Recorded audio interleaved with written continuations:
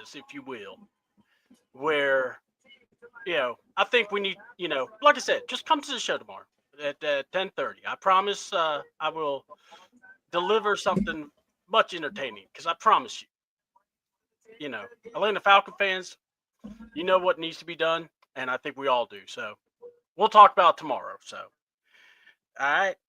But yeah, with that, man, look, I was just watching some wrestling, enjoying what we saw with NXT, which has basically put a stamp on approval, basically saying we are the most dominant women's division ever. When you are highlighting matches for Raw and NXT both. I think that was an awesome night. I know the story about Dave LaGreca and The Rock. Apparently, Rock saying, it's all the work. I'm just going to say this before we go into anything. Shut the hell up, Rock. You are officially killing the business. John Cena needs to do a cease and disorder because you're doing his gimmick better than he has. I mean, my God, I've never seen a man destined to kill wrestling like The Rock has become. Oh, it's like, if you've ever seen his press conference, you know what I'm talking about. This man it's like, I'm surprised he's not there with a handheld mic, pulling up the curtain, showing everyone talking and everyone in catering hanging out together. It's like, see, we're all friends. We all love each other. And they're all going after him, attacking him. This is how, pretty much pathetic The Rock has become all of a sudden. And it's just so annoying. It has become past annoying, if I must say. But and then also must go. Oh wow, that Megatronus is tight. Sorry, my son, who has had a Transformer dilemma, has now had a Transformer blessing because his pre-orders came in all at once, aka his Omega Prime came in, which that look, Ladarius, back in the day when we had Transformers, we thought, certain ones were big. This thing was huge. The box was huge. I'm just going, my God. I really don't think we need to have anything to try to, save us from an attack at night. I'm swinging that Transformer. I think that thing is going to still stay the same. And whoever gets nailed with it, well, they may have to go to the hospital, but that ain't my problem. Don't come to my house. And then he got his Megatronus from the Prime series. So, needless to say, my son's a happy young man. And yes, he's over 21, and yes, he has a girlfriend, but yes, he is very happy right now for these Transformers. I have gotten more. I feel like a grandfather when someone sends pictures of their children. Well, this is what my son's doing, sending me pictures of his toys. That's my relationship with my son. If you hadn't seen, our NXT review is the following. They lost a whole lot more viewers from their really good show to their, I think it was an okay show, but holy crap. Well, hold on. When you have the Young Bucks featured in a match, you pretty much know where you're ranking. And those guys killed the ratings, literally. 521. I don't know if you saw any of Dynamite or anything with AEW, but what did you think? Did you see anything? I mean, what did you see, Ladarius? I mean, wasn't there? I think I saw. Did he have the Owen Hart tournament? The women's. Yeah, they had. Jamie Hayter won. She basically earned the right to go against to lose against Mercedes Moné. They ain't gonna put her. Yeah. You. Oh no, you had it right. Yeah. You lose. There's no need for course correction. You were. Are you offended? Are you mad? Like what was it? Dakota Kai? Well, guess what? You're losing. Get over it. We'll talk about Dakota Kai. I saw that stuff, and I actually wanted to get with you about that because that was actually something I thought. Well, let's go into it. All right, Dakota Kai, I guess, was on Twitch, as we all know how Dakota Kai. I think so. Zelina Vega, United States champion. We're gonna we're going to do a proper thing for Chelsea because our president is down. But the U.S. champ has done being on Twitch and her following. So I believe Dakota is still on Twitch, and I believe that's where all this came from, talking about not being used. And at first I was going to do the following, well, find a way to get on and do it. But what did you think? And then I'll discuss my part or my thoughts. It's always tough Mm-hmm. because if you think about it, I understand where Dakota Kai is coming from.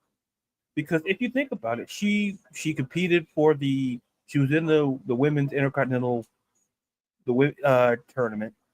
For all I assume, she's healthy.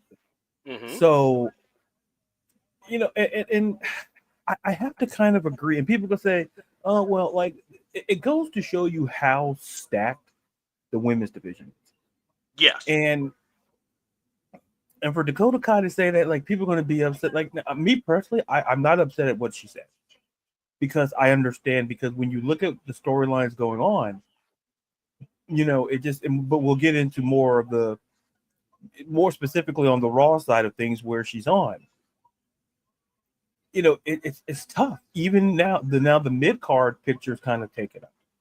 Oh, And yeah. even the top of the whole thing with Io Sky and like Rhea still kind of feels like Io, we don't know, we might be on course for another Io Rhea match potentially. I understand where she's coming from.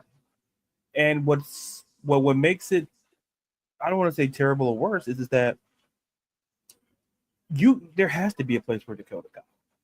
Mm-hmm. I mean, she to me, it's like I say, it's always tough in those positions. But I'll say this to put a button on it. I believe you can have space to have Dakota Kai on there, or worst case scenario, you can move her to SmackDown. Or like in some cases we've seen, like, I don't think going down to NXT helped because that division is on fire. She's stuck in a rock and a hard place. And while she's right, you can still put her on television. Like, I'm gonna leave it at that. You can, because there's enough space. Like, there's no excuse on Raw. Raw has featured several women's matches, so there's really no excuse, and you can get something there because we've seen how Io's doing. You could do something with Dakota, and I wouldn't be shocked, if we get her. She'll probably have a match on Monday, 100%. I feel that the comments, like I say, Hunter, like they're not gonna go out on social media and say it, but they're on social media, and she's gonna get a match. It's just a matter of how you fit her on there, and she's one of the better. Like, listen, there's space, so hopefully she gets on television, and I can understand her frustration. I can absolutely see the frustration. That was from John Brooks about the Chad getting kicked in the chest by Penta was hilarious. Not too much excited about a War Raiders New Day rematch, but he did like the Stephanie Vacour and Io Sky. Oh, yep, great match. of course. I mean, come on. If you don't like Stephanie Vacour, there's something wrong with it. I mean, you really need Jesus. Well, A match with yeah, I know what your favorite moment from Raw was. Don't worry, I know what it was. Oh, I love the Vacour match. I don't know what you're talking about. No. You know what I'm talking about. Let's not play cool. Well, I know what your favorite moment was.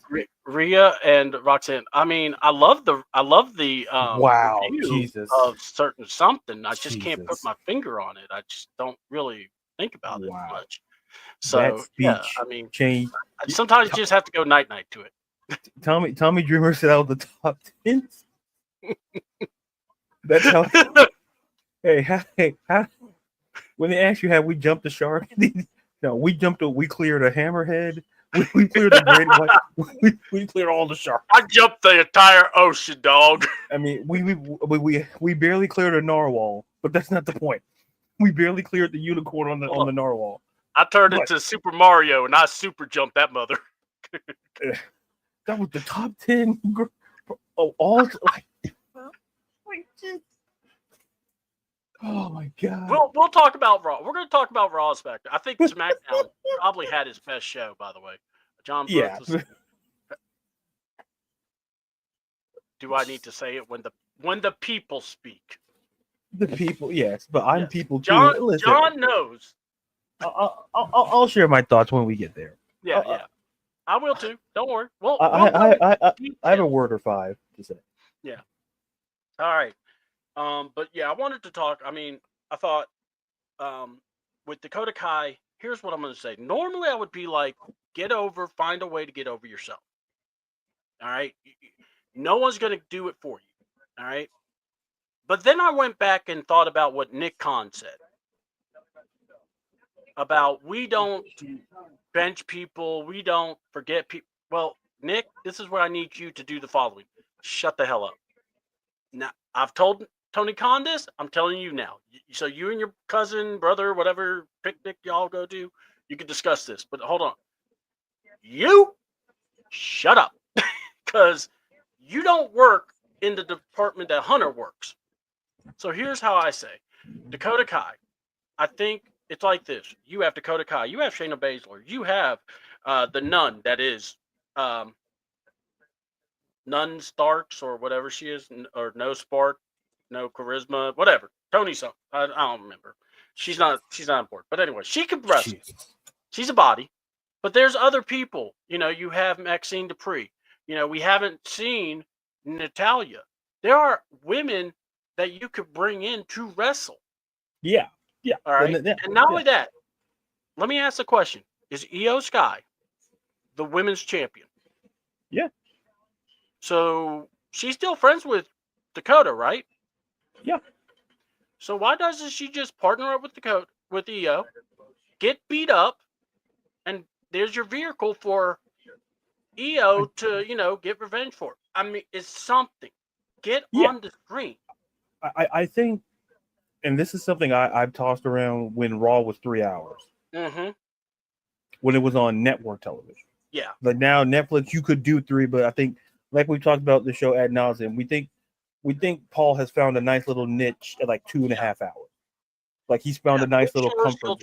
He'll stretch it out, but right. Yeah, I think he's found. Yeah, my whole thing is that you could dedicate space specifically for women's matches, and I believe, like I say, SmackDown somewhat doing that.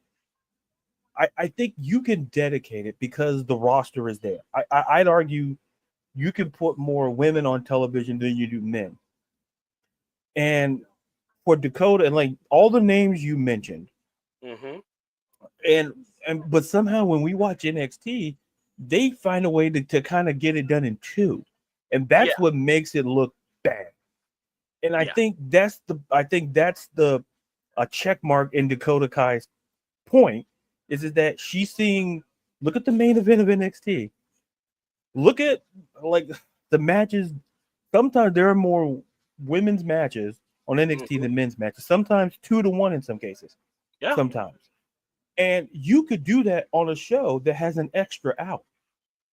Because like 2.5 hours, you can dedicate a half hour. And I understand like with the storylines and things like that, but you can still kind of get it done. And I think, and I'll say this to be done with it. It's simply like this. All the names that you mentioned, not on television. And I think notice how Natty's going outside of the company and thriving. Yeah. And I think that's why when we talk about, I don't even call it a forbidden door, because NWA is a fine, respectable wrestling organization. Maybe it's more like an open door policy, like they're right. saying, And I think that's why that. Yeah. And I think look at the TNA partnership. So there's opportunities. You could have Dakota Kai. I could see her like somewhere in NWA or somewhere like, make a TNA. You could do stuff like that. Like when you have these open doors or whatever you want to call. I'm not going to call it forbidden door for that other company, but you can kind of work. Because look, Natalia is setting, as I like to call, she's setting the market. Mm-hmm. especially for the women, where we've seen Shayna Baszler participate in Bloodsport. So, we've seen Natalya go there. So, this is why Dakota Kai is right. Is where if you're not going to put me on WWE Pro, that's fine. I understand that even the mid card right now feels pretty set in the players Oh, yeah. and adding in the players. So you can put me like a guest, you can have me go on TNA. You can take me to the Natalia route. I can see Dakota Kai matching up well with some of the competition over the NWA. I can see that. Watching. I don't watch it just frequently because listen, there's only so many hours in the day, but I do watch it, and it's like, I mean, you can do it. Crockett Cup. You have that Crockett Cup. You could have added her involved. Shayna. I mean, I'm just saying if you want. Yeah, no, you're right. And Natalia's competing for the Burke against Kinsey Page, so you can like I like any other time. CDouble, I would say I would have the same rhetoric, but I'm seeing crossovers too often. Mm-hmm. You can put Dakota Kai surely in that sort of situation where the flexibility, where you like fatal, like we're seeing Fatal Attraction be on TNA prevalently. You're seeing the crossover. We've seen Cora Jade on there. We've seen Roxanne. We've seen it. So there's a blueprint to do it. So I understand where Dakota Kai is coming from. It's just a matter of finding what's right and perfect for her. Personally, I would take the Natalya route because I can see how Dakota can match up with some of those stars over there, over on NWA. Even so, there's precedent. Is what I'm saying, and to me, it's no excuse because if I told you that Dakota Kai is sitting at home doing or backstage and catering doing nothing, I'm like, well, wait a minute, that doesn't feel right, and it shouldn't feel right. And it's no disrespect to other women in that company, but like you mentioned all the other names, you basically have two other companies that you can kind of cross over. We've seen the men do it. Why can't the women do it? Like I said, Natalya's set in the market for that to work, to cross even to another brand. So look, and I think that's not a bad idea. My thing is this: when you say stuff as in like what Nick Khan, I mean, look, WrestleMania was a okay week because you had a lot of good matches, a lot of good moments. You had a lot of bad stuff too, and a lot of bad PR too. And my thing is this: I mean, it is what it is, and it's like with Triple H. And look, Hunter, you need to be careful too, because you're like telling the podcasters, "Hey, y'all are killing kayfabe." Well, tell your boss to stop killing kayfabe. I mean, because Homeboy is he's got the knife. Yeah, I mean, anyway. I thought what the lady said, what the actor said in the movie on AEW. Like, one of the things I've learned is that you guys. I'm like, oh no. That was funny. I'll never forget her. It's like the scene of the Wizard of Oz when they found out the wizard's behind the curtain. Like, close the curtain. No, pal. Just want to say, I thought Pat's promo on Raw felt forced. It felt like he was forced to say what he said. That was CDoube's favorite moment for Raw, hands down. I like Aleister Black returning. Yes, that was amazing. The Street Profits winning their match. I'm happy for Zelina Vega also. I thought that was a very good match. Pat McAfee, I have no recollection. The only thing I remember of Pat McAfee and you got it. You know what, Carrie. I love Carrie. But just say the only thing I remember. So we'll talk about Raw. Because God knows, Raw should have just been called Talk. Because my God, it was a promo heavy show. Raw. There were matches or two. Yeah, exactly. But yeah, I thought those were just the stuff that I saw that I was like kind of intrigued by. And then, like I said, when I heard the whole thing with Dakota, I was like, well, that's odd because that's all I was thinking was, hold on, we got somebody here. Good evening, my visionary, my Octatech, my revolutionary, and good evening to you too, big dog. Whoa! What was that last part? Whoa! Not big dog. Oh, that's Braun. All right, okay. You know what? Listen, I spent a lot of money on that jacket, and then I get that comment. Oh man, buy the jacket. Listen, For the But record, one thing listen. that was over on Monday Night Raw, the Yeah. jacket, and don't hate on the glasses. Those glasses were eye opening. Hey, you know what? Listen, so, you know that jacket alone. Listen, that's bigger than the budget of some countries. And you know what? I don't apologize for it because You should. hey, You should not. All right. it's setting the standard.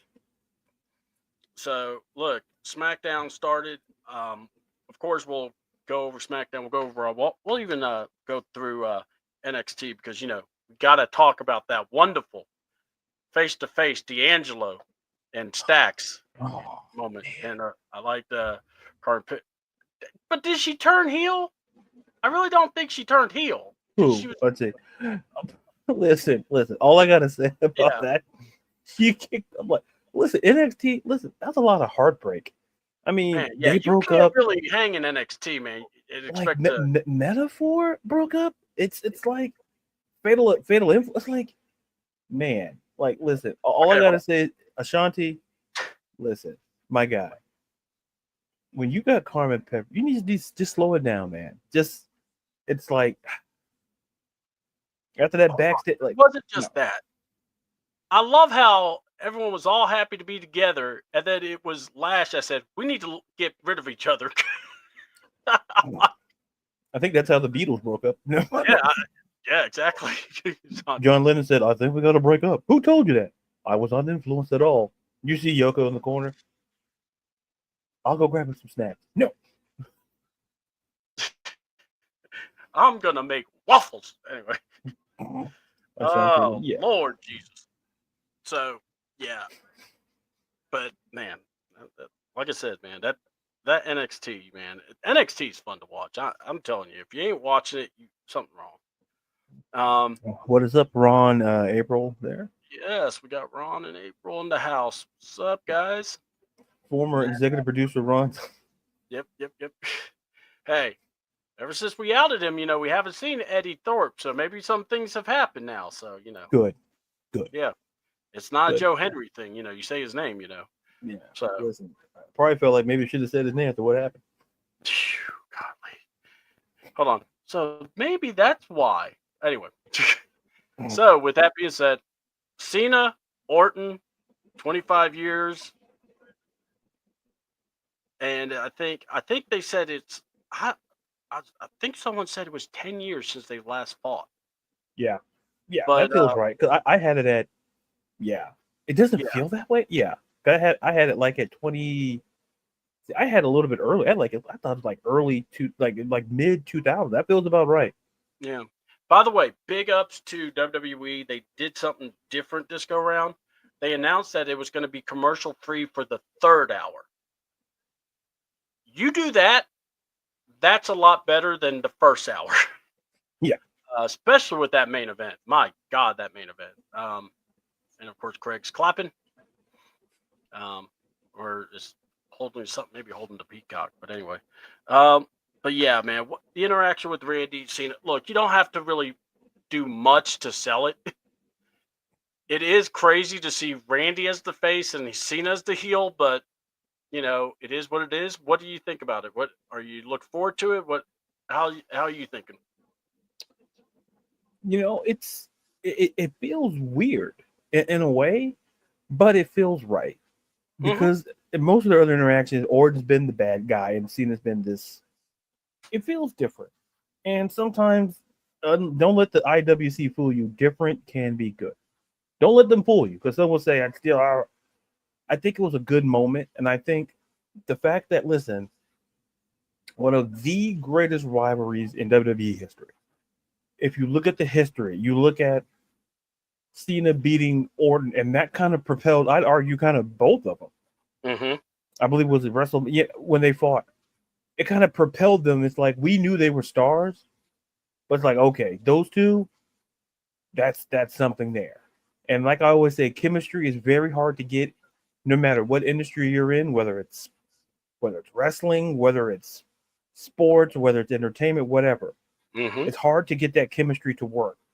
And we see things last for years, sometimes decades.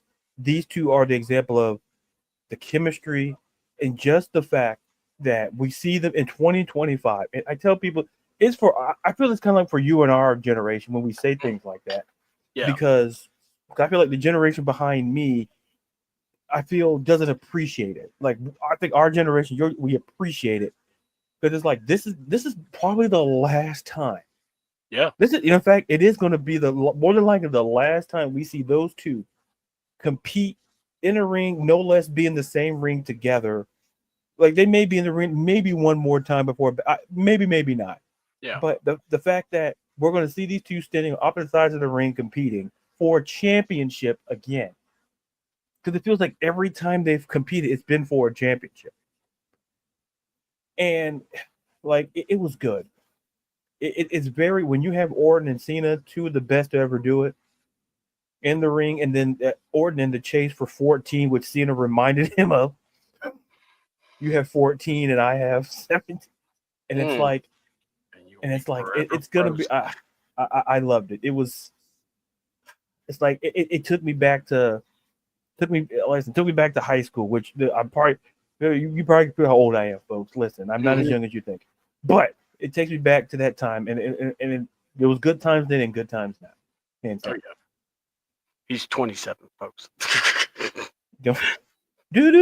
I'm looking at my filter. I'm like, I didn't put a filter on. I'm like, oh, all right, camera. I didn't put a filter on. I'm like one of those 80s filters or something like that. He's so young. How much you pay for that filter? Mind your business. So, of course, we get the announcement it will be Cena versus Orton at Backlash. I think it's appropriate. At Randy Orton's hometown, St. Louis. That will be fun.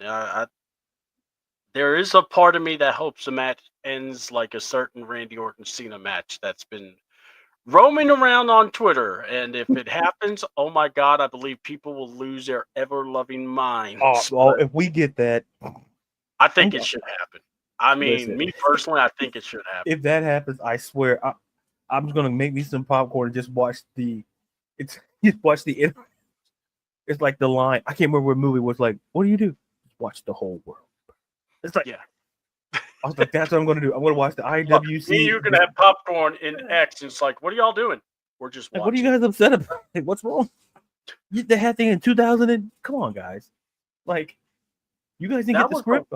That was one ending. I was like, they really gonna end this match like this? How they end it? Hey, you guys gotta watch and see, because if we get any snippet of that, listen, they've been doing some callbacks. They have. Now, what would be funny if he tries it and the referee blocks it? that crap would be hilarious. Charles Robinson, hey, aren't you on Smack? Shut up! I'm doing this match. They told me to come here for this reason. They told me I'm the only spot, and I was like, I know what I'm gonna do. I'm the only referee that knows about what happened, so I have to. Uh-huh. Me and Chad Patton only know. Oh my God! All right. Debuting Praxium, and they are on SmackDown. So this isn't one of those, are they not? They are on SmackDown. Going against the Gaza Boys, and man, that was a good match. What did you I think this was a lot better than the match Nathan had with Phoenix. So, but what do you think of them? Yeah, it was, I'm not gonna say significantly better, but it was better. Yeah. Like there was a distinguishable gap. Listen, it just feels like SmackDown's tag team just keeps getting better, which is absolutely scary after what we saw, what you're talking about in the main event. Yeah. Like it feels like you're adding Fraxon to that. Come on. And Lagarde and then listen, don't like it just feels like SmackDown's tag team division, it feels all together. Yeah. And I'm not disrespecting Raws, but like it's just when I saw them go to SmackDown, I'm like, is Raw gonna do something? Because it's like all the tag teams, the good is, I guess. No, there's I will not listen. Okay, listen, wise man. We all make life decisions. But getting the shot, he's lost. But like I said, I love it. Becky Lynch. Oh no, David. We'll talk. Yeah, Usa.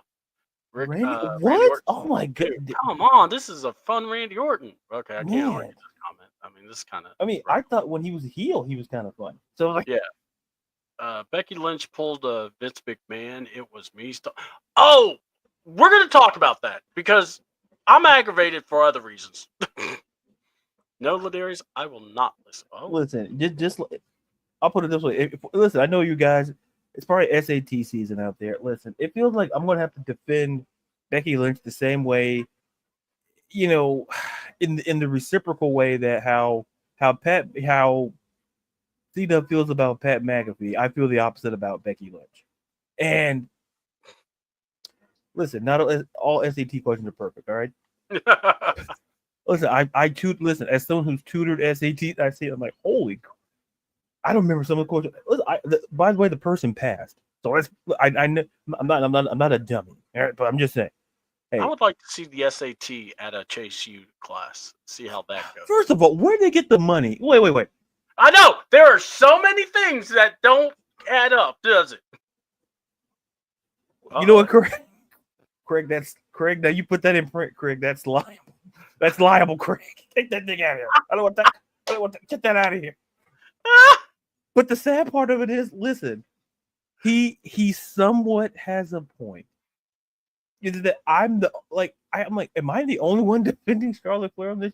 And I did, and I felt out of place. I felt like I was I just felt so out of place.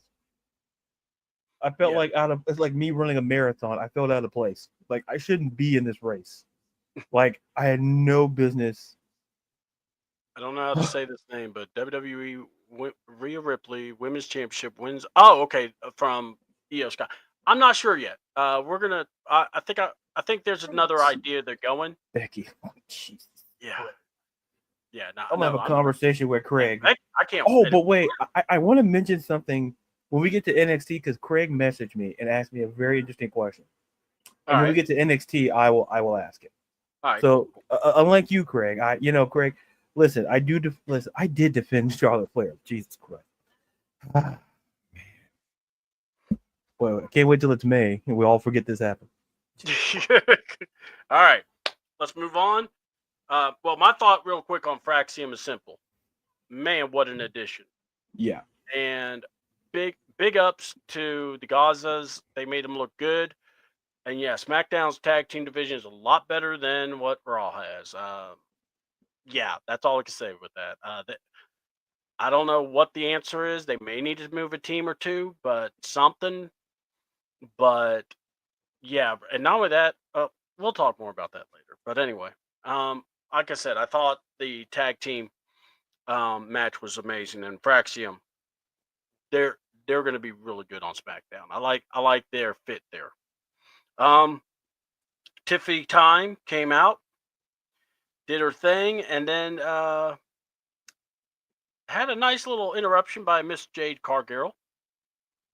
And Jade did the one thing you don't do.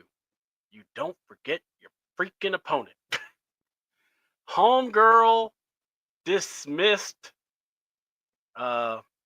Naomi. And well, we had a match. And Naomi showed, man. Jay, you the MVP, brother. Man, that booty. Anyway. But yeah, Naomi, caution gear, looking great. Attacked Jade. I think Triple H videoed that clip, but either way. But also want to just say that I think the best thing to do is I like that we're getting Naomi and Jade back. Because I don't think that's over. You can't. It's far too much. Far from. And I'm surprised that your boo, Nia Jax, showed up. Oh yeah. And attacked Miss Stratton. I don't know why she would do such a thing, but hey. Let's put it this way. You can't not enjoy Nia's troll game. Her troll game is on point. That woman was telling the fans one more, and then did the cross. I loved it. But what was your thoughts on the match, and then also the what we're looking at? Because we've basically featured two women's feuds here in this one match. Oh, listen, I kind of blacked out. That's all Nia Jax. Everything's a blank. Everything before that, I don't remember. And I'll go through the comments. So yeah, go ahead, Ladarius. Oh man, it was so good. But we you guys. No Android. I could dig that. It's funny. With John Brooks coming because me and the wise man, he showed a picture of Tesla Black, and I said teaming with what they team together, and I had the perfect name, and I'll run it here. It was the Chin and the Charbot. It's like, you're welcome, America. Yeah, but we'll get to that, David. We'll get to that. Anyway, I'm sorry. Between Nia and anyway, what I enjoyed about, I always love when they're able to mix things together. And like, first of all, the Cargill, the Jay Cargill versus Tim Stratton, that was a fantastic match. Like, it was a great match because of the tell of two stories. Because I felt that those two, I felt a lot of people didn't respect their matches from WrestleMania to a certain extent, and so this was like the get back match, as I like to say, is that to show people, hey, we can compete, we can get it done. And you know what? Yeah, Craig is right. Tessa is stealing. Yeah, because he showed me like her in the robe. I'm like, listen, hey, how do we get the tag team division, the women's division? You pair them together, man. You want to talk about nuclear heat, like volcanic heat? Listen, listen, do that. But anyway, to get back on track, to your point, you mentioned about Naomi and Jade. What I think it's going to continue. I think what's going to happen is we're waiting to see about Bianca, because I doubled down on the theory that Bianca, that we talked about and that I preached and then you preached, Bianca has something to do with that, because you're not going to convince me. Oh, Naomi attacked Jade in the story. Like, I'm not buying that. Yeah. There has to be layers to this, and I think that's why this feud's going to continue potentially through SummerSlam, because it would be a waste if there wasn't layers to this. Right, exactly. So I'm like, just for that to say, there's layers.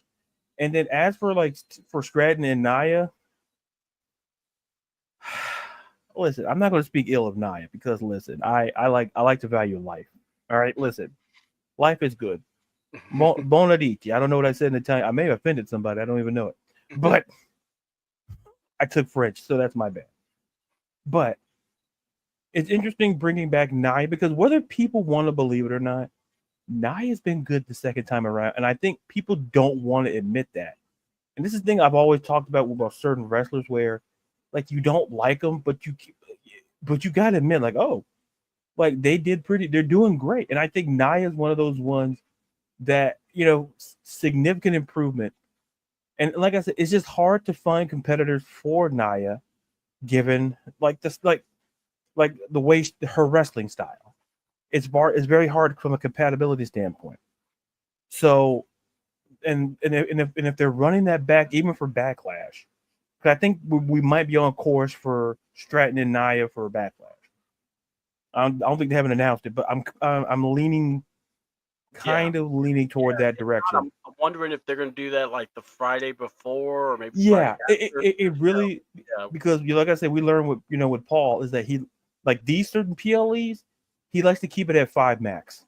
Yeah. He outside of a WrestleMania, it's like a 5 match minimum. Like, when is this? Like when we get to SummerSlam, it might replicate a little bit what we saw from WrestleMania, because it's 2 nights.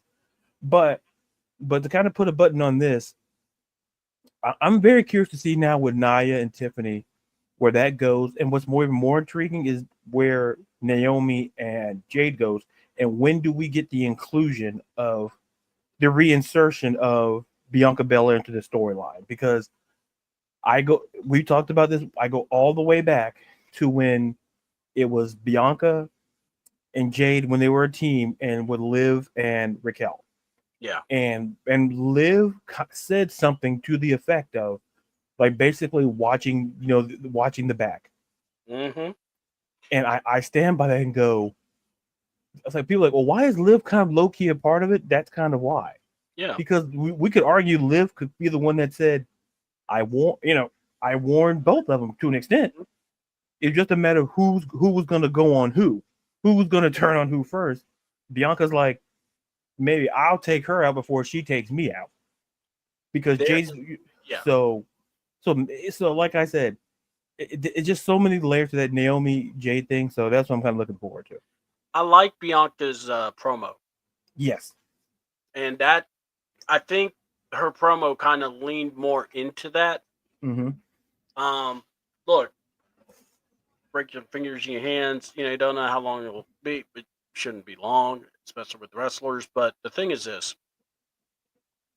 I look forward to this because I think this is more compelling than the women's title. I'm not being mean to Tiffany.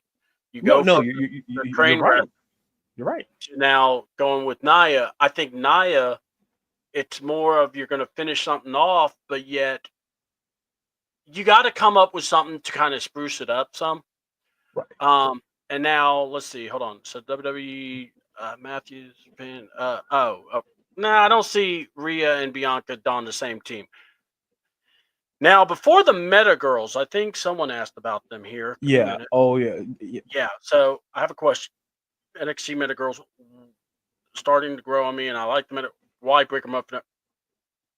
The only reason I think you're breaking them up is because you may think Lash is ready and maybe not Jakara. Not being mean, but it could be that. I don't know.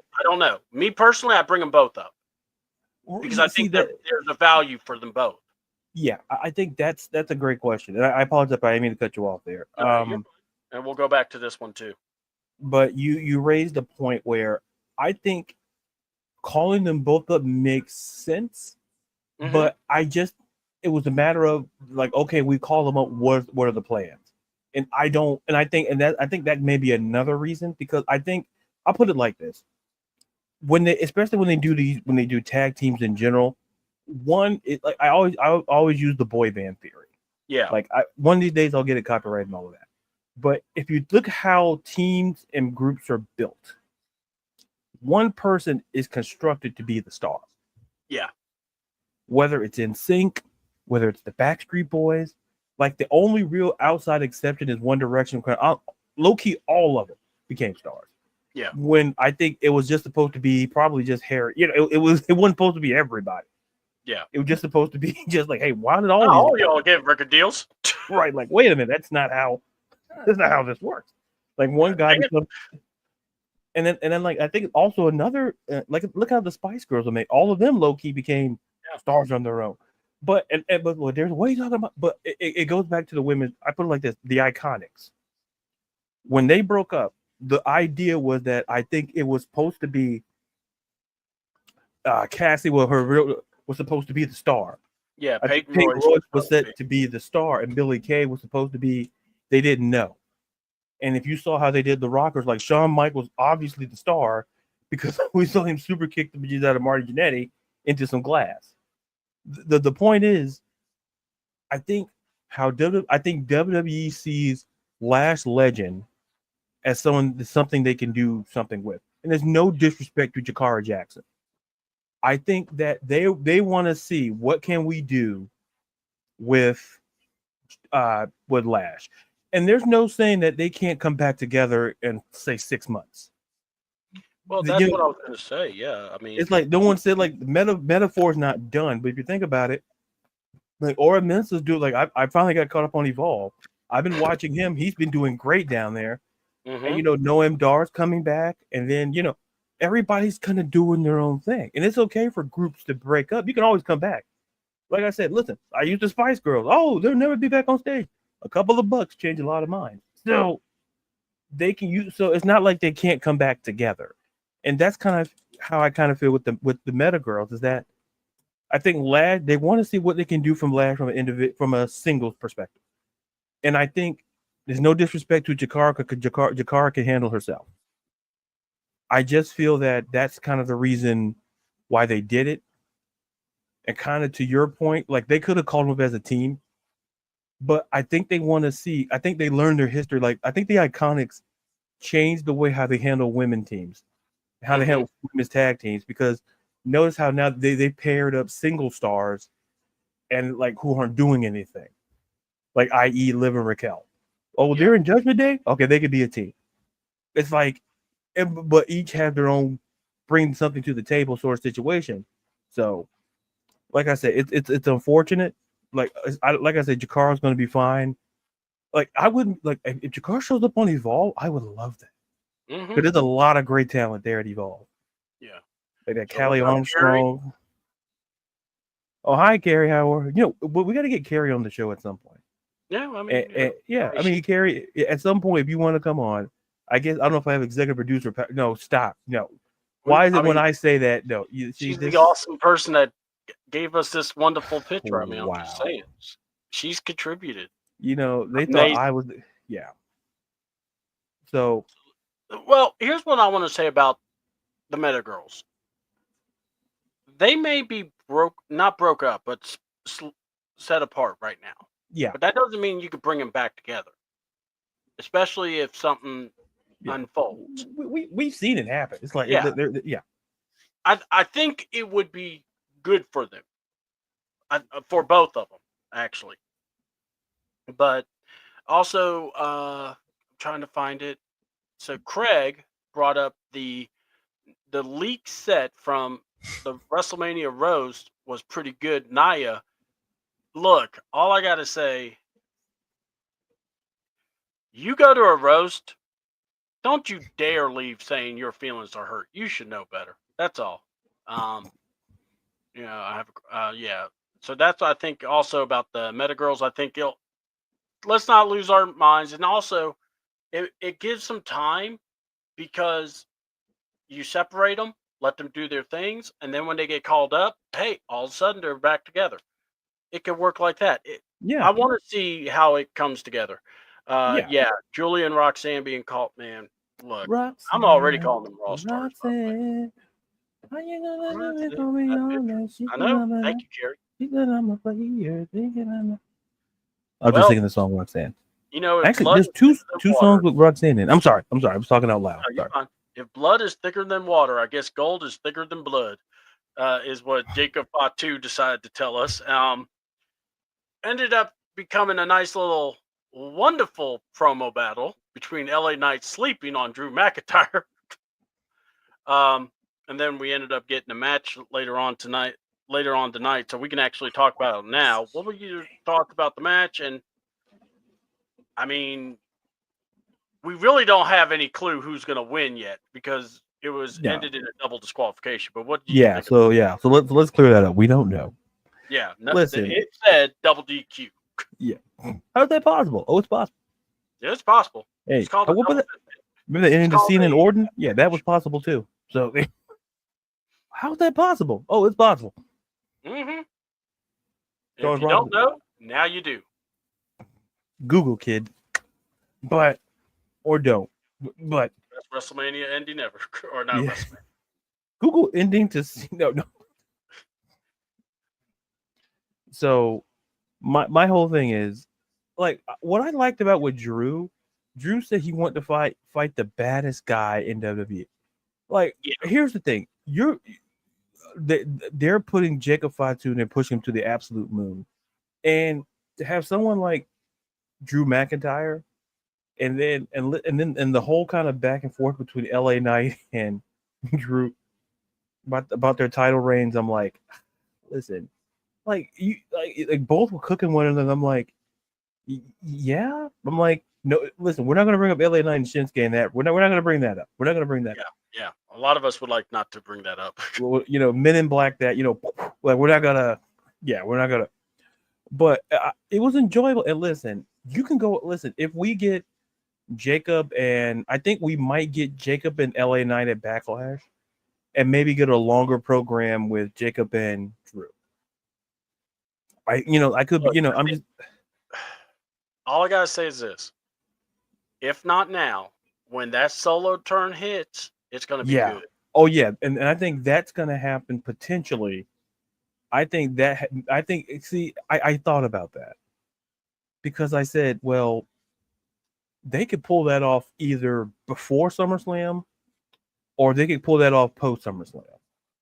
Because because like I said, I think Drew McIntyre is in the US Championship picture. It's a matter of how you kind of put him in. Mm-hmm. And like we're gonna get that solo turn. It's not a matter of if, but just when. Because if you didn't see that promo and it would solo come up, I'm like, oh boy, you can't be saying stuff like that, my guy. Like you can't be. He's like, I'm the one that brought. I'm like, listen, no one's saying you're wrong, Solo. Solo feels like he feels like the guy who we know did the work, but like he has like to reprove it to everybody else who's not one. I'm He the did one the that promo work. He did yeah, the bricklaying work. and that's what worked for him. And it's like that style of promo works. It's like to remind people like things that are obvious, but put it in a more emphasis on it. I brought in Jacob. I'm like, okay, bro, we know you did. Like no one's saying you didn't, but that's what Brought in the works. groceries. Yeah, we know. We saw you. Yeah, bro. Oh, by the way, you left your oranges on the thing. But the point is, you left. Yeah. What happened to him? Well, I took him. But anyway, the point. That's not the point. Not the point. Here's $5. They were $7.50. Leave me alone. I'm not giving you a $10 bill. The point is, but the point is, I think with this U.S. title, now we have things moving. And I respectfully with LA Knight, we wouldn't get these sort of things respectfully. No. And I feel that putting the belt on Fatu, now we're getting options with Drew, Solo. We may get one more go around with LA Knight. That could be like a backlash thing, or like how they love to do, put it on like either the Friday before, Yeah, and and call it a day. And but Dre asked, well, hello Dre. Fatu is suicidal, genocidal. Mike, these are words you hear about in history books, not on the. please It's tell suicidal, me. genocidal, homicidal. You know what? Please. You know what? That's a great question because I see, wonder if will anybody that come? like to me, he's the type of guy I can see him either choking somebody out or kind of like doing like I can see something with the upper body. I can see. Yeah. Like I'm not saying like mandible claw sort of situation. No. But like I can see him as a guy that kind of chokes you out, I can see that. And Dre makes it. I think it's just about adding to the arsenal.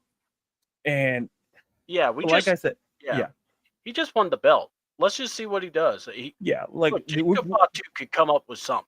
We're gonna get a lot of progression from Jacob Fatu in the ring, and not just with his character, but with his work in the ring as well. And I'm telling you, he's gonna be the face. He'll be a face before long. Yeah, and then he'll have to turn. But I'm just saying, he'll be a face, and when Solo turns, Solo's going to stay the heel. It's not going to be right. The roles never. And see, and the thing is, I could argue, CDouble.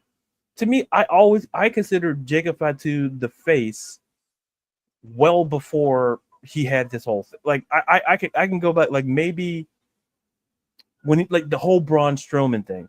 I was like, he's low key doing a face kind of thing because the crowd. Because if you notice, the crowd got into it. I'm like, it's the little subtle things like, oh, they're gonna do something with them, and so I think they were kind of building toward the face thing, and now it's coming kind of like full circle. Like I said, with this belt, we're getting options and choices that we wouldn't get with LA Knight otherwise. Let's see. Dre says, I gotta give him a version of the Taz mission and name it the Samoan Yoke. Copy. That'd be good. I wouldn't mind that. I think that could work. Let's go real quick to the women's U.S. title picture because we have a new champ because Chelsea Green defended it against Zelina Vega. And as y'all know, it's a sad day in the country because, she got impeached, but we have a new champion. But what was your thought? I mean, personally, before anything else, I was very happy for Vega. Now, my question is this. It's all about the follow through. Or that's really all I feel about. It's like, it's great. I hate her music. I wish they would have given her back the LWO music or at least a Spanish sounding one because this music that she comes out to does not fit her. I don't think it does, but that's just me. But what do you think about Vega winning the title? And I mean, Chelsea was a champ with that thing, man. I mean, I think she put that thing on the map personally. What I will say is what I like about I agree with you about Zelina. That's why I got to lean in here. That lets people know I'm being serious. Like when I'm laid back, I'm like I'm still serious. But when I lean in, Yeah, it, just like I I wear the agree. peacock items. And it's one of those things where I kind of felt that like her gimmick, like this is what we talk about, like momentum, right? When is the right time to do it, especially a belt transition. Like, first of all, I'm not knocking Zelina Vega winning the US title because No. Chelsea Green deserves a break. Listen, it's great. Every president needs some time off. She gets some time off. Because if you think she's done a lot. She's taken that belt across the world. Yeah. She's promoted it. She's done everything inside and outside the ring. And like I say, when you're the first to do anything, it sets the bar in the standard. Yeah. Just like when George Washington became president, like how the hell do you become president? Like he's the first guy to do it. Like, do I listen? This man, listen. He had to leave his house to go to work. He's the president of the United States. They didn't build a White House until George. Like there was no White House, and the capital of America was not in Washington D.C. So, and people are like, "What? Listen, I just want to bring out that flash up my history stuff." But the point is, when you're the first to do anything, you're setting the standard, you're setting the bar. And for Chelsea Green, she set the like she took that belt and went across the world like she and just promoted not just WWE, she promoted herself and promoted that belt, which is very important. And I want to give her flowers for that because her and the Majesty, Secret Service, like I give kudos to them. Yeah. Because they've been working it for months. It's like, and it takes a lot of work. And what I like about WWE, they know what, they're like, oh man. Like, cause listen, what I like about that is that she did what she was supposed to do. She defended it multiple times, made the belt, I'll say it, made the belt relevant. Yeah. A lot of people don't like that because it borderline reminds me, C-Dub, of when The Miz was Intercontinental Champion. Where there was a point in time where that belt was more relevant than the World Heavyweight Championship. Yeah. Why? Because it was constantly defended, and you had it on a guy who was out there every week. It felt with the belt on it. Like the aesthetic matters. To see the champion out there, especially of a mid card belt, to do that. So I want to give props to Chelsea for that. Now for Zelina Vega, I'm absolutely happy for her. And I think there's a couple of opponents lined up for her. I think that could we I question how does Mi Chin kind of fit into all of this? How and plus we don't know who else from NXT. Maybe there's plenty of opportunities for Zelina Vega because you don't make that move if you don't have a plan. Yeah. And I think but like I say, I go back to Chelsea Green and I go, she set the bar. When you're the first to do it, there's no blueprint. And she did it perfectly. And like I said, congrats to Zelina Vega for doing what, and like I love to see she deserves it first and foremost. But we all talked about when I did the previews for potential women's champions, I had her on the list for a reason because I feel that if anybody deserved it, I felt like when they had Backlash in Puerto Rico, it's like look how over she is.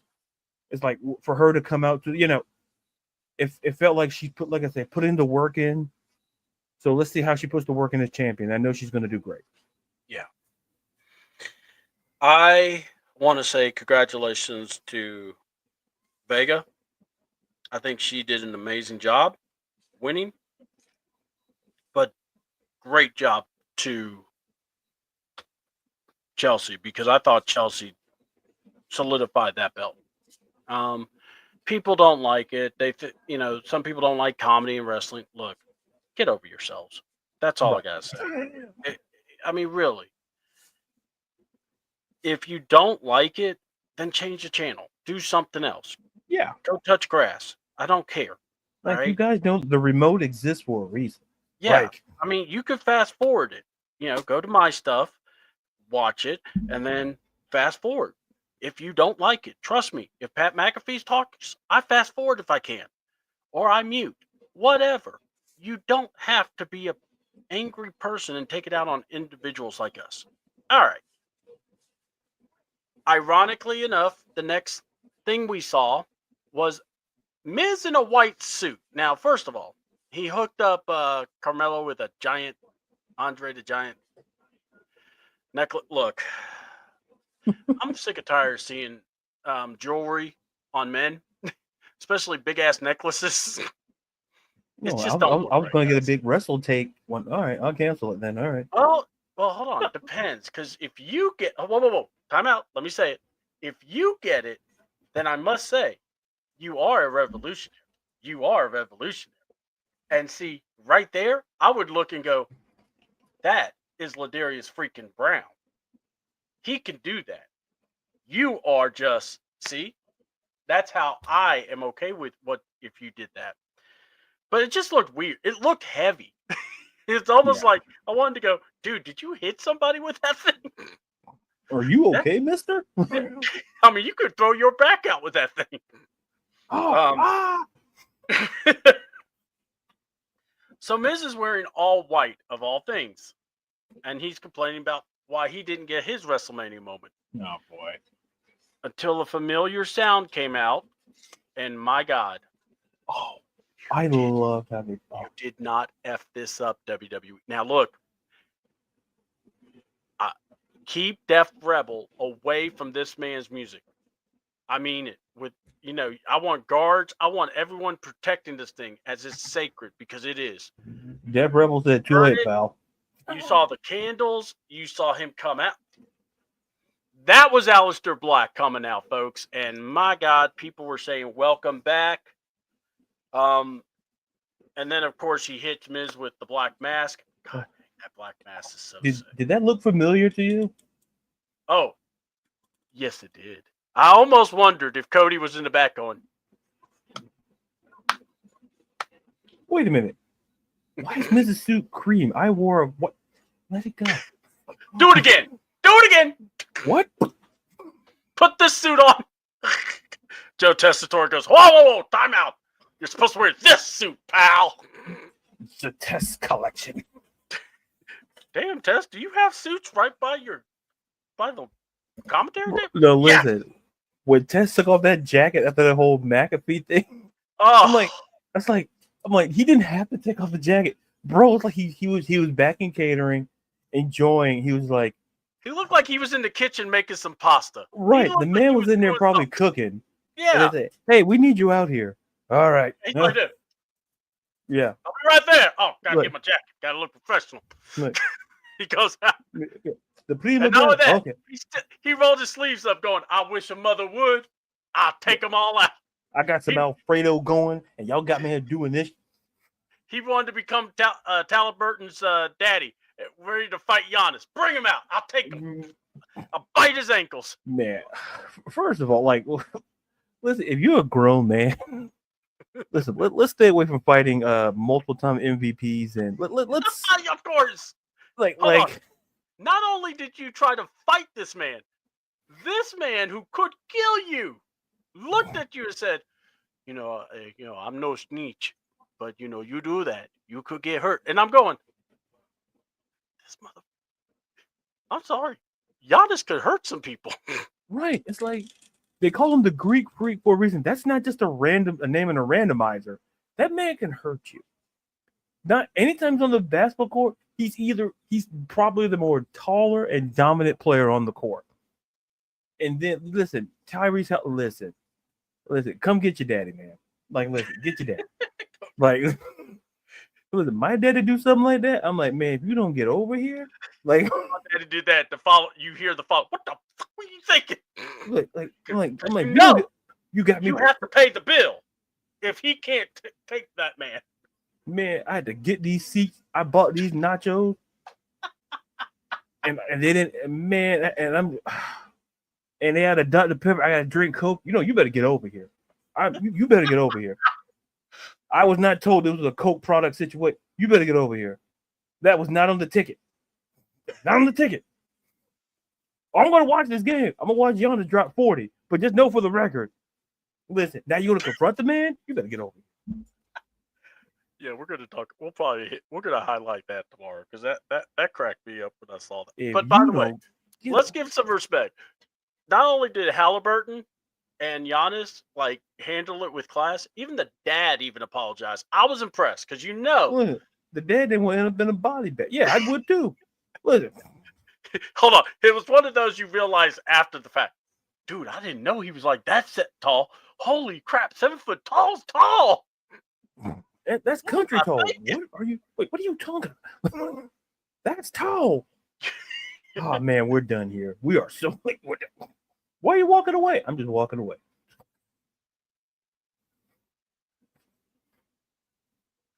When they say walking away, I'm walking away. Sometimes you just go, did you even hear yourself? I thought he was gonna. No. Stop it. You should be ashamed of yourself. I'm telling Mom when we get home. But nope. Too late, pal. You screwed this up. I'm telling Mom when we get home because you should know better. We raised you right. It's like, when did you become the parent? Like, wait, what? Did they do that? Oh, yeah. All right. Triple threat match. By the way, this was good. So, like I said, it was commercial free the third hour. This was perfect for this match. I thought that the Guns, the Beardless Ciampa and Johnny Gargano worked well. I thought the Street Profits were amazing. I don't think anyone was mad with who won. But, man, this tag team division is so good. And honestly, you could still keep running round robins with this. And now you add the Fraxium. I mean, what was your thoughts about this match? And, look, I'm not mad that Street Profits won, but what did you think? Listen. First of all, nobody would be upset about who won or lost this match. That's number one. Number two, this had all the vibes of a WrestleMania match, and we got it for free on television. Oh yes, and it's just listen, all those tag teams, Street Profits, Motor City Machine Guns, Ciampa and Gargano, listen, all those dudes just put it all on the line. And one of those things that I love about these multi wrestling match, wrestler matches, everyone getting their stuff in, and then you can throw the ladders were used perfectly, and shout out for Montez using that prosthetic leg, because the guy was shaking it and was and so Montez went and then hit Gargano and then him in the back and then tossed it back to him. It's moments it's little nuanced stuff, but that's what wrestling. And I think in this time in a match that was so serious, that was a great moment. And listen, the Street Profits. Listen, you can run it. You can run this back. It's not like what on Raw, where oh man, it's the same team. You can run this back in a multitude of ways, and you throw in Fraxium. This certain brands invest in certain things, and it just SmackDown says, we're investing in the tag team division, and they've made that very, very clear. And shout out to everybody. They're to me, the MVP to me is always going to be Montez Ford, because the man, what he did with the ladder, and he got under and how he got to the belt. At some point, I would still like to see a Montez Ford singles run at some point. Because I felt especially after the Chamber a couple of years ago, I'm that would have been the opportunity to kind of see, put a feeler out there per se, around the waters to see how far you could put a mid. But nonetheless, it was a great match, and I think everybody walked away happy because everybody put their bodies on the line, and it was and I put that on Twitter. It gave out a WrestleMania vibe. That's the type of match this was. This was the type of match that it's like, imagine seeing like Edge and Christian, the Dudley Boys, and the Hardy Boys, and we're seeing that for free. That's the best equivalent I can give. It's like, that's how good I felt that match was, and it's not hyperbole. That like it was that good. I'm not gonna be like Tommy Dreamer. We were put like top 10 stuff. I'm not gonna do that. But that's Tommy Dreamer's job. But the thing is, it was that great of a match, and it gave off that sort of Attitude Era-esque feel that we were blessed with the Hardy Boys, the Dudley Boys, and Edge and Christian. And we got that for free in the main event of SmackDown. Like, think about that. Because this was the one match I felt they debated about putting on this was the match that kind of felt like they pushed off of the WrestleMania card. And listen, decisions were made. No one's upset. WrestleMania's come and gone. But like I said, it gave off that WrestleMania vibe. And like I said, 10 out of 10, no notes. They went out there and basically said, you should have put us in WrestleMania. I love the atmosphere. I love the prosthetic leg spot. I loved every bit of this. Montez doing the way he climbed the ladder was amazing.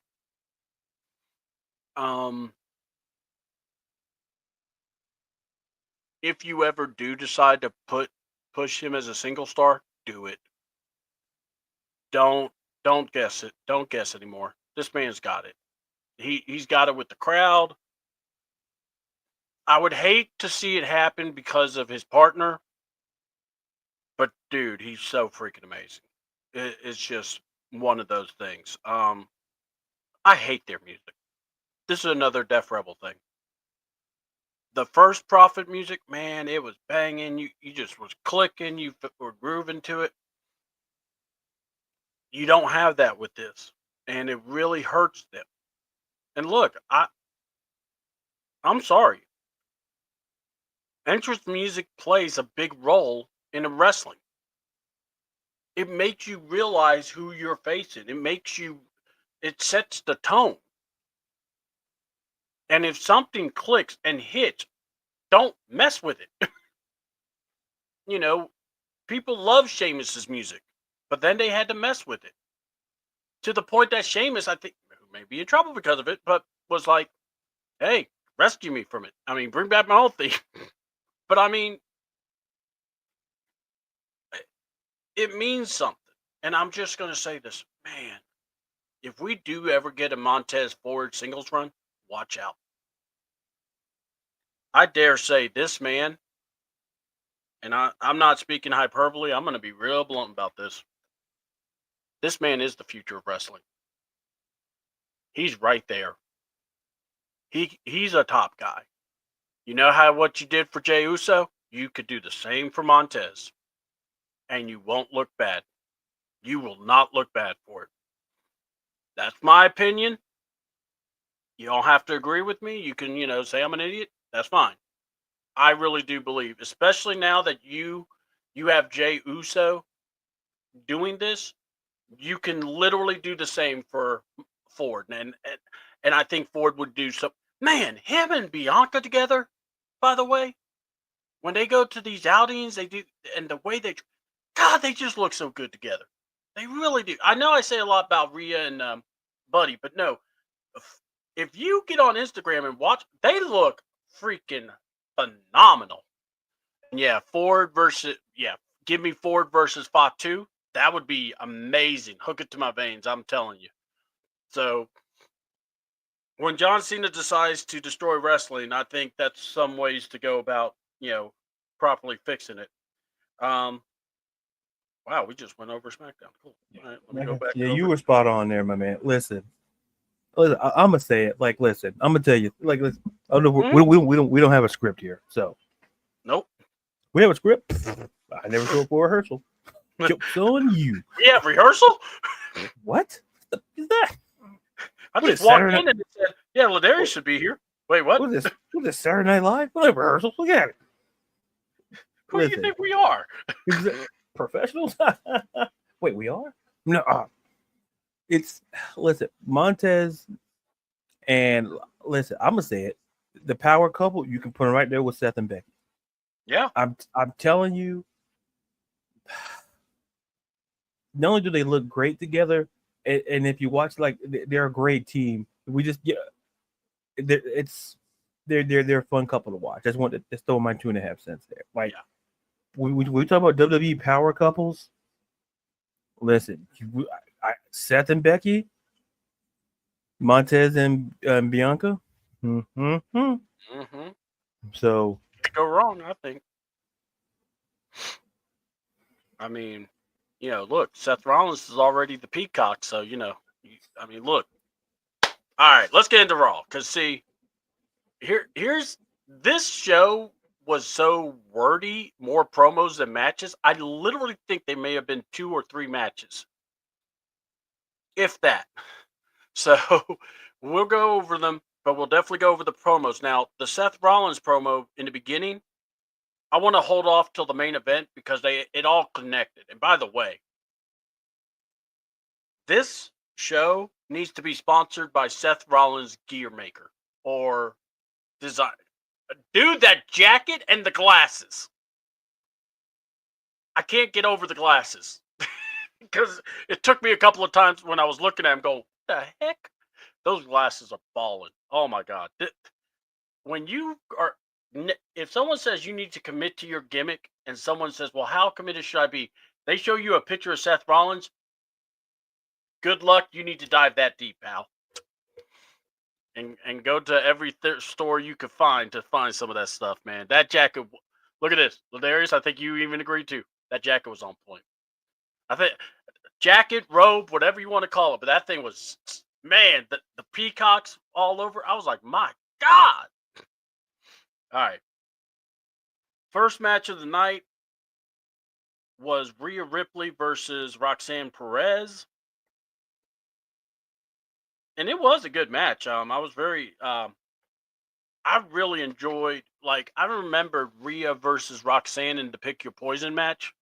That was a real good call out by Michael Cole. I'm not giving you that much credit, you idiot, but, I will give it to you for this one. But I got to say, that match, Roxanne, look, don't worry about Roxanne, people. When she gets called up, she's going to be in that main roster, and she'll be a main fixture. She fits in. I don't know about what Ladarius is going to say. I hope, but obviously I stand with whatever he says. But I just love Roxanne's performance, her ring generalship. But my God, her and Julia work so well. And by the way, side note, you know how good of a partner Roxanne Perez is, people? She took Julia to the Waffle House. Think about that. That's respect. I went to Waffle House yesterday because I had to have a waffle.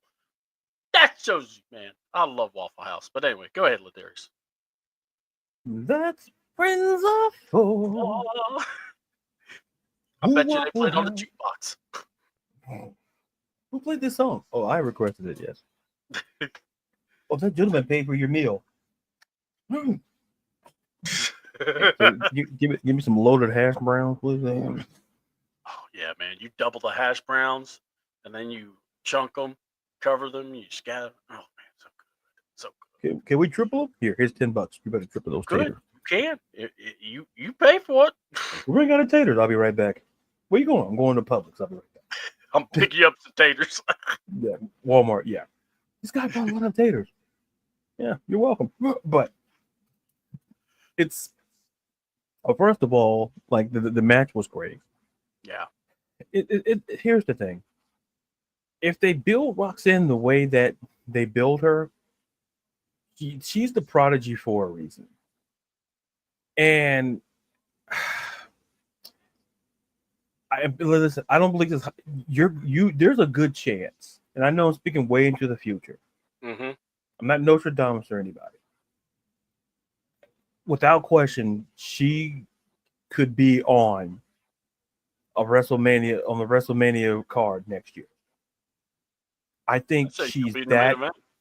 Yeah, I think she's that good. And people are like, oh, you're saying the obvious, but the thing is, sometimes we get kind of lost in that sort of situation where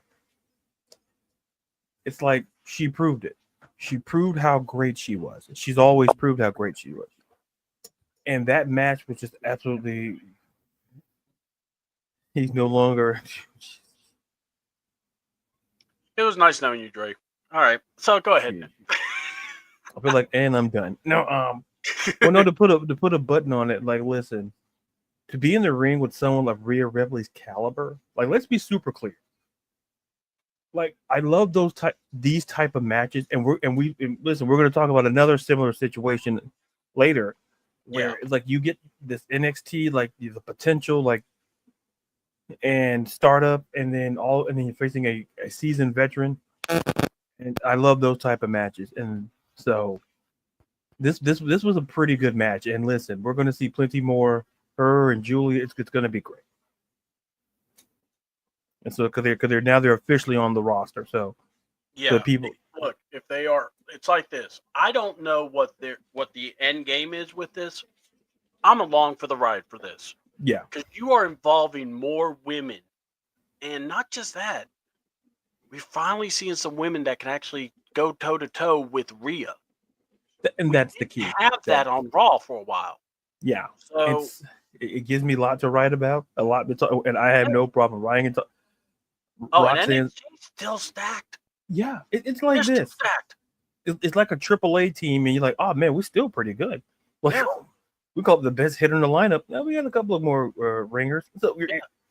So it's not like Roxanne, one of the best, NXT women's champions of all time. Yeah, you still got Stephanie McCourt, who wrestled later on that night. Oh, yeah. All right. So the women's segments, I'm already going to tell y'all. If you're going to get mad at us, fine. They were 10 stars for us because I think they stood out so well on Monday Night Raw. Every one of them. And I'm saying it like that because, we'll talk more about that Ivy and Stephanie McCourt match. Okay, let's talk about it. Logan Paul comes out. You knew it was going to happen. He wants a title match against Jey Uso. I did not expect it to be so soon. And I hate to say it, this title feels like a mid-card. Especially when you have Seth Rollins, who is literally taking up the main event spot. And what I mean is, he could come in for the beginning, and he could close the show. That's supposed to be your world champ. I'm really concerned. I'm not going to freak out. I know Logan's going to, they'll have him. I just don't know where they're going. And I don't like it. How about that? What do you have to say about the Uso Paul confrontation? Look, people ain't gonna like what I'm gonna say, and that's fine. Yeah. As much as disdain as it feels, most of IWC has for Logan Paul. Whether we want when he talking about, this is naturally the next step, and then someone listed like, you're not a tag team. Like, I'm not gonna get into that. Yeah. But in terms of like being a effervescently easy heel, there's no way this man is ever going to be a face. Never. Oh, no. Yeah, never. He can't be a face. I mean, I don't see how the crowd would ever openly accept him. Yeah, I mean, I could, like, if he's there 5 years from now, but, and for him to challenge Uso is interesting. Mm-hmm. I'm not upset about it. I'm just kind of curious to see where they go. And listen, getting Uso versus Paul's not terrible, because once again, you got to fill the card somehow. You got to have. Yeah. So, and I'm like, well, he did beat AJ Styles. It's like, okay, one of the things I say, as much as people have disdain for Logan Paul, I can't deny how great he looks. Given he's really dedicated himself to the craft. Like, Yeah. it's so I tell people that it's like, oh, Logan Paul, like Logan Paul faced Roman Reigns at Crown Jewel. Yeah. Okay, and people like he didn't put on a terrible match there either. And we're talking peak Roman Reigns.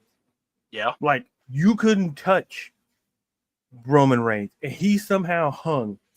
And those are one of the matches that don't get talked about during his during that run when he faced Logan Paul.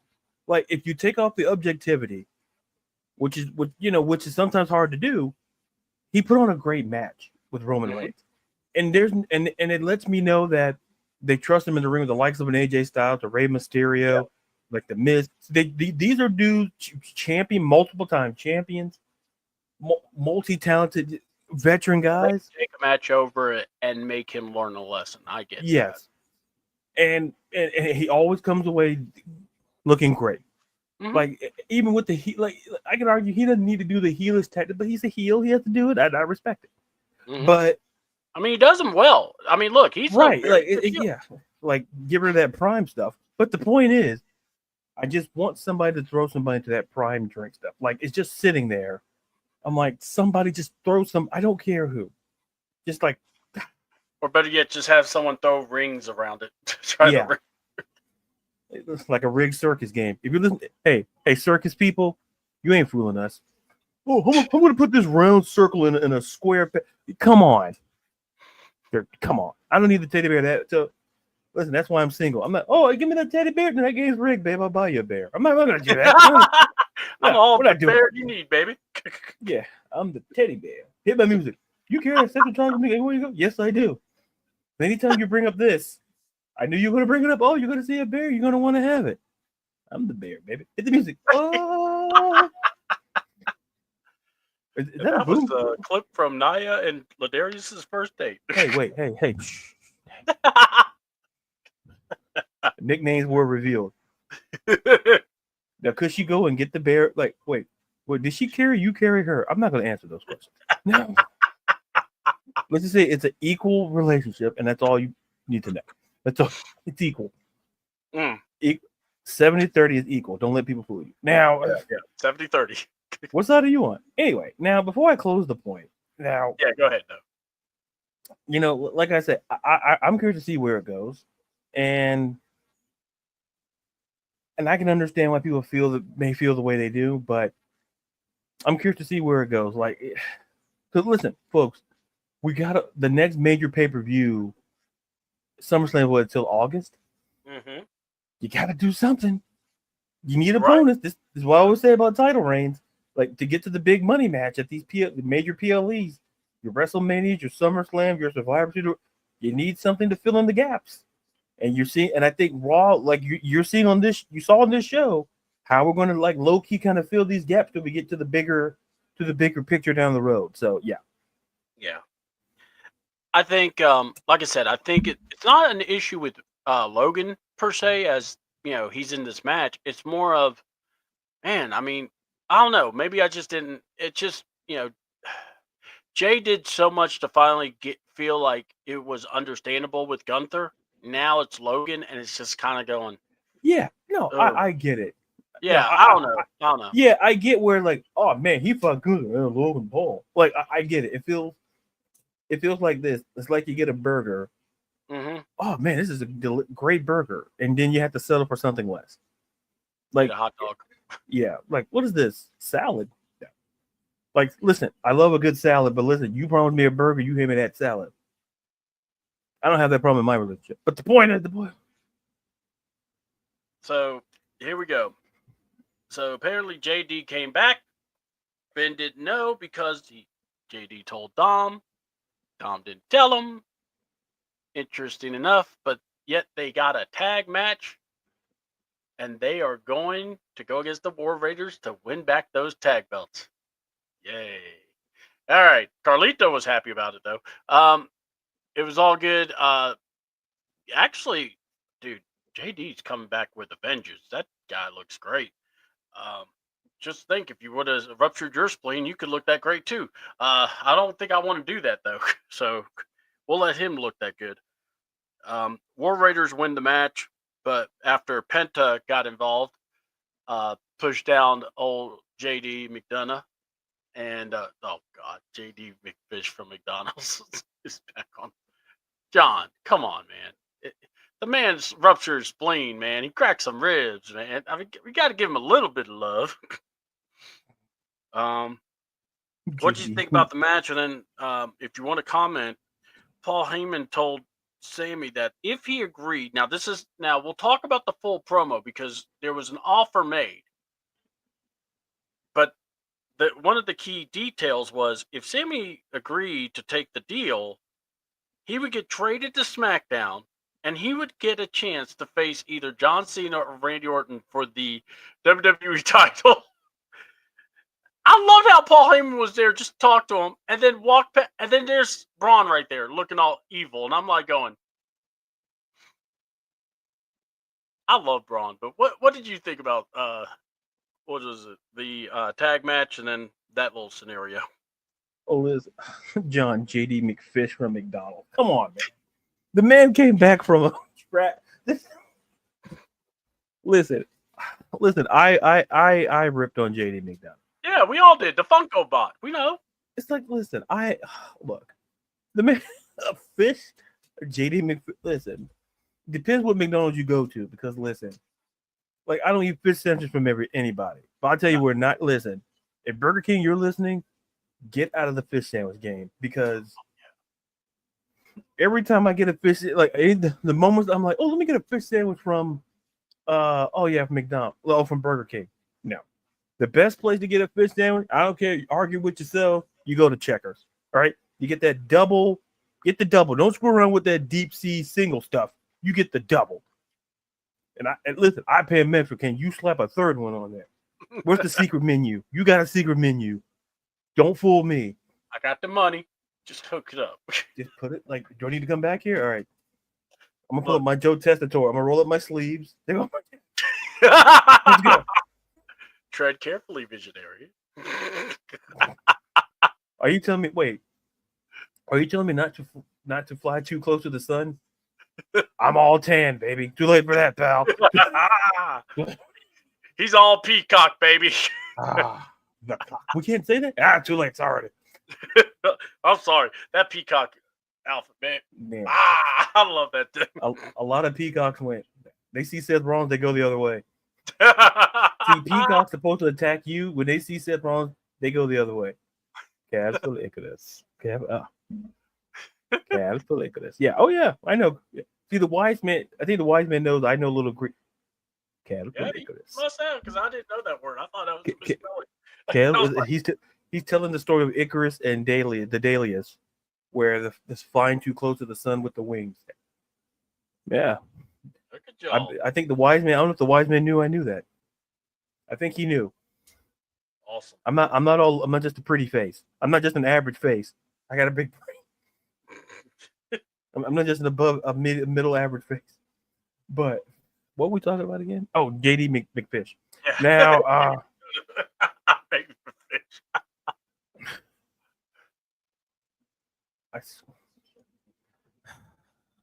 the main event. We'll talk about the Angelo he family. was a part of the world. That needs to be chatted about. Listen, if he was a part of the Angelo family, Stacks and Braun, listen, I already put on Twitter. I'm Team Stacks. Ain't nothing D'Angelo got to say to me. Listen, you go drive it in with a crowbar. Oh, you should have ran through me. You booked a 4-on-3 match. You got no credibility. You know what your credibility went when you went to go. Imagine if this man was negotiating for us. Man, we lose about 5 states. Secession would happen. Like, man, hey, how do we lose California? Ask D'Angelo. Hey, we don't want California. We don't want those guys. What do we get in return? Wait, what? New York. It's Braun. Listen, hey, D'Angelo, it's already a state. Oh, how about we make Long Island a state? You know what? Get out. Get out. Listen, welcome to Brooklyn. Like, no, Jake, no. I don't feel you have that kind of pull, D'Angelo. I think the Brooklyn Dodgers have more pull. They've been out of Brooklyn for over 60 years. So They've been swimming with the fishes for a long time. yeah, even Jimmy Hoffa said that's not a great. And it was heard. Remember that guy about. I think it's about five decades. Yeah, but anyway. Yeah. Anyway, back on track. But the point. But I think what I liked about, like I said, I just feel the whole thing with Finn. To me, he's always the key in these things. It's like I feel that. I think like when Liv spoke to him, like before, I think it was before the match. It's talking about like, oh, it's the champions thing, and then like I think that really pissed Sammy. Excuse me, it pissed Finn off. Yeah. Dom has a belt, and you see, and then when she made that comment, I'm like, oh man, we're gonna get Finn versus Dom, and it's gonna happen in a way that people don't think it's gonna. It's gonna be subtle, but it's gonna be obvious but subtle. Yeah, but something's like gonna happen. Yeah, but as for like Paul Heyman making deal, listen, hey D'Angelo, I don't know if you're watching or listening. See what Paul Heyman did? You know what we call that? We call that a deal. Yeah, we call that a fair negotiation. Basically, he promised this man a world title match after Backlash between Cena and the winner of Cena and Orton. He didn't try to. He negotiated that. See, that's how you negotiate. You walk away with a great deal, with an offer you can't. Because think about, Sammy thought about it. Yeah. Sammy thought about it. Oh, he was thinking. Like, is this the route to me to kind of become world champion? He thought about it. Hey, D'Angelo, what did you do? You gave away. Listen, it gave you $100. You gave away $75 the minute you sat down, because you don't know how to negotiate. Like, you do realize, like, 4 is always and forever been greater than 3. Whether it's Euclid's principle, the law of large numbers tell you these. Listen, Paul Heyman negotiated a hell of a deal and somehow made it tempting. And Braun was there. That's just, listen, wise man masterclass. And basically the deal was done because here's the thing. Seth and Paul had a healthy respect for Sami Zayn. Do I have a healthy respect for you, Tony D'Angelo? Well, I'll put it this way. The way I feel about you is low-key maybe the way CDouble feels about Pat McAfee. Oh. Because here's the thing. I know I'm jumping the gun, but you in that ring, and listen. Please, let's get through. Because we're about to address someone else that you're about to defend vehemently. Oh, so, God, yeah. All right. But yeah. So I'm done. So I got to say my entry for the next thing. Go. Save it. We're saving it because we're coming for you. So we're coming for you. In the broadcast. What do you mean? It's like I was in a meeting and I got kicked out of the meeting. I'm like, coming for you. All right. What do you mean I'm fired? Heel turn. Becky Lynch shows up. Becky's talking to the crowd. And look, she didn't need a whodunit murder scene, but this woman just went out and said, oh, by the way, I kicked Bailey's ass. And I was pissed because Michael Cole and Pat McAfee were like, oh, Liv and Raquel did it. And nothing. Liv is about to be in Hollywood, folks. She don't need to be dealing with Pat McAfee shits. Okay? And Michael P.S. Hayes or Michael B.S. Cole. Oh, I feel the same way that C-Dub feels about Pat McAfee or Pat Macaroni. So, don't worry. But now, yeah, Becky Lynch goes heel, explains why she beat up Bailey, and then why she beat up Lyra. So, Darius, what did you think about this thing? And then the interaction, and what did you think? Did Lyra come off good? What was your whole thing of all this?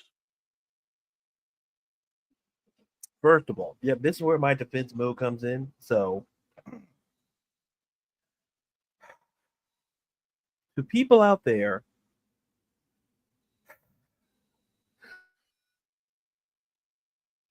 excuse me. Hold on. Someone say something. I know what they did. Oh, okay. It's like, damn, was that the same comment? To people out there having the nerve, the audacity, and the temerity to Becky Hogan Like, I'm gonna start there. Do some of you people realize, and I know David Ross, and I respectfully say this.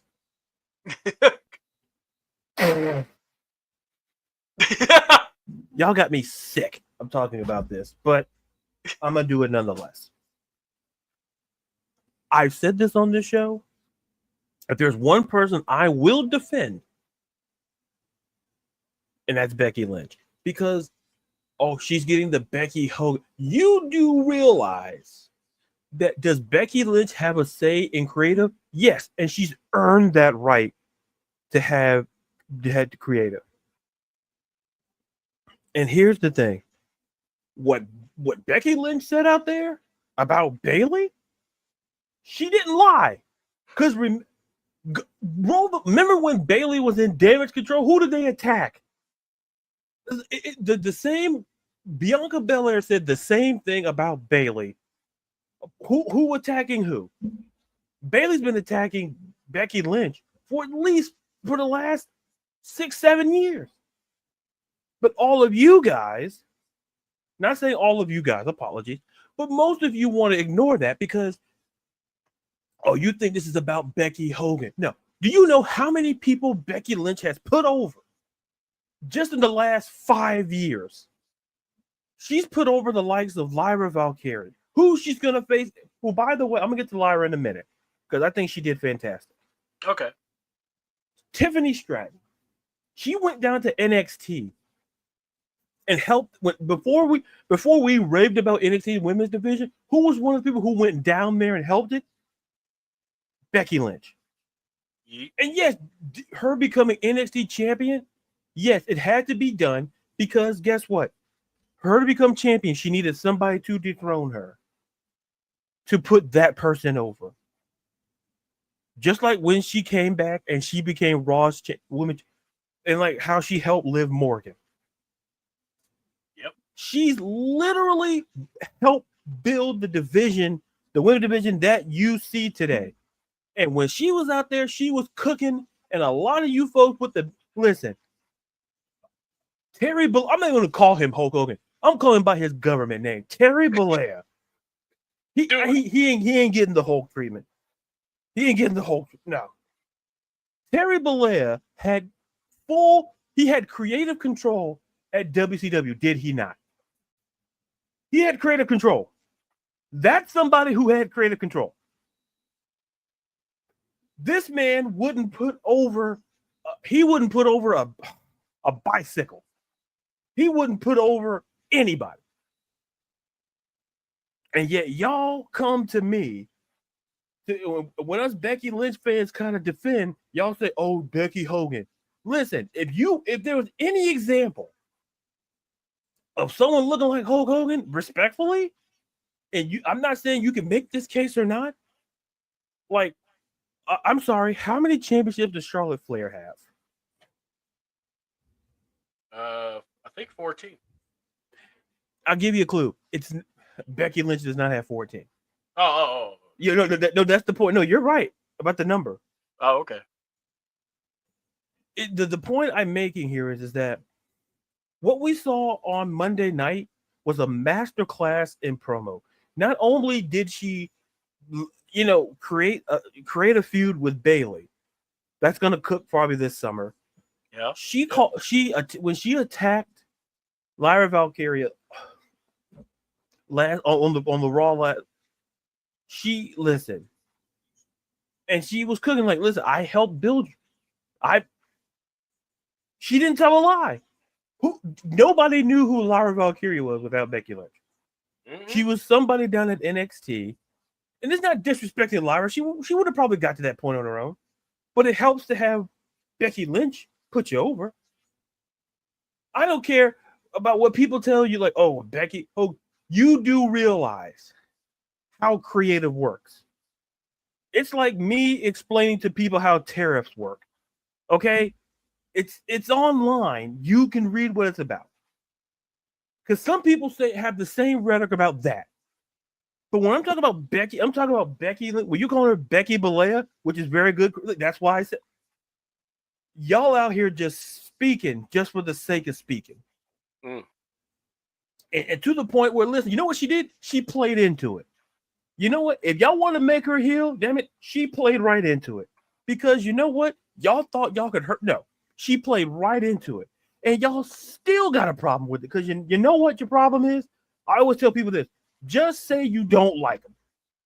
If you can't separate what you're seeing and you make it personal, that's how a lot of folks miss out on a lot of things in their life.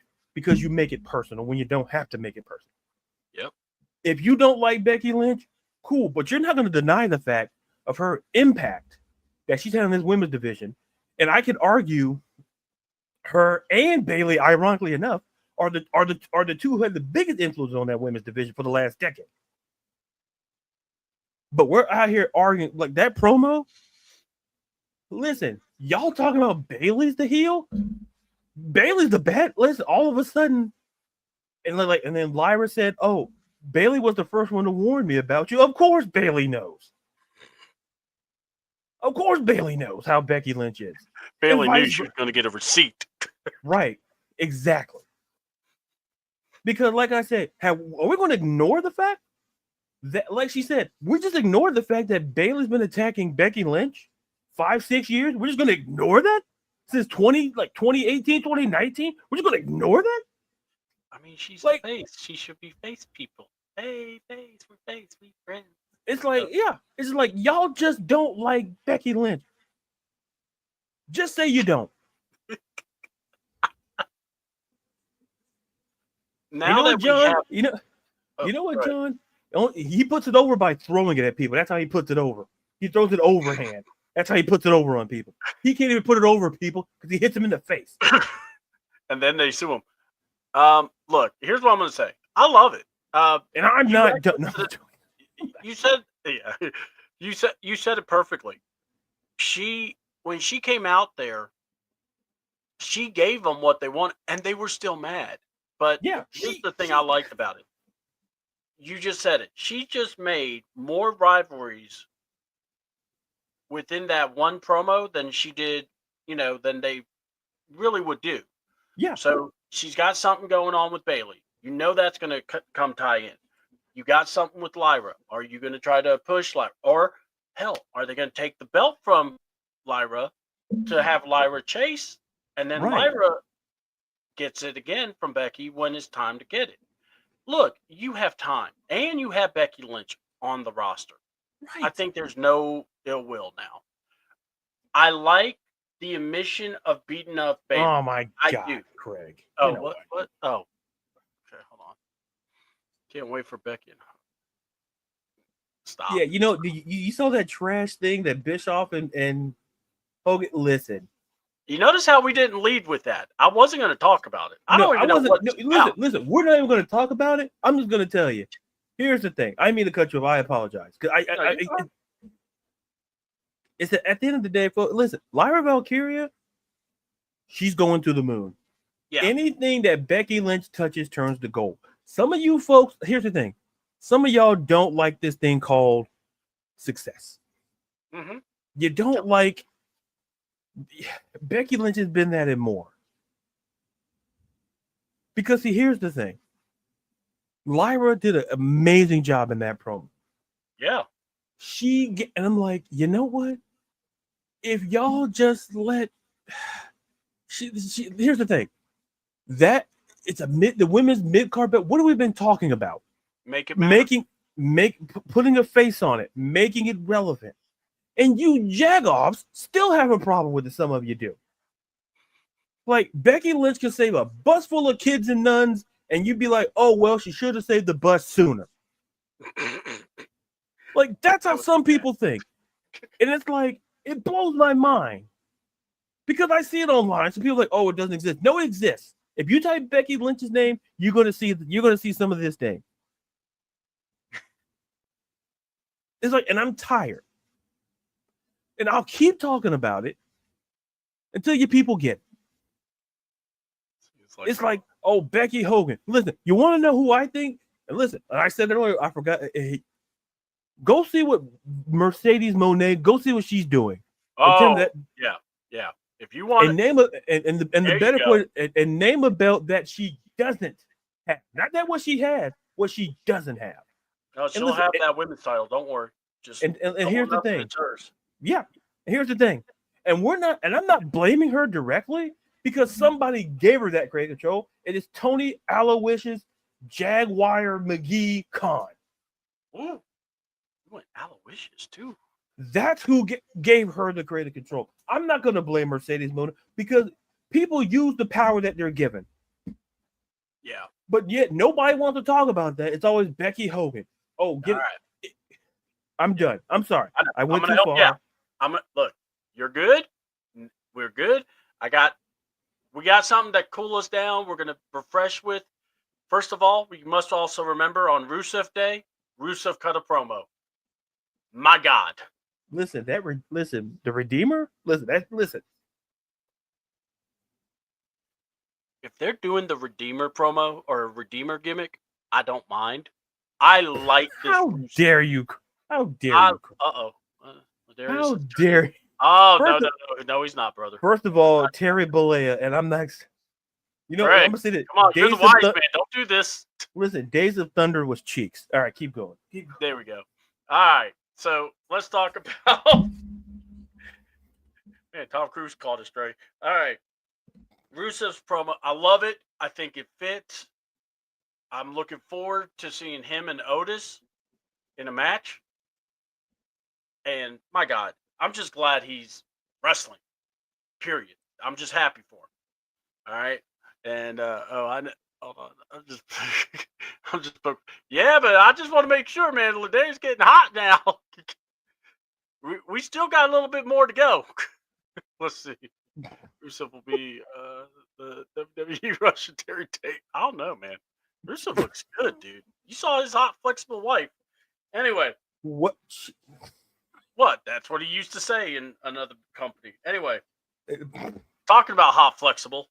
Stephanie Vacour. Ooh, Jesus Christ. Booker T's getting traded to Raw. Can I work 2 nights? Please. Can I work 2 nights? You know, if you people said you were angry and mad at Booker T calling Stephanie Vacour matches, I want to introduce you to Pat McAfee.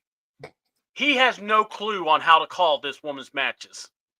Him and Michael Cole are basically 2 gringos walking in and can't figure out what the hell this is going on.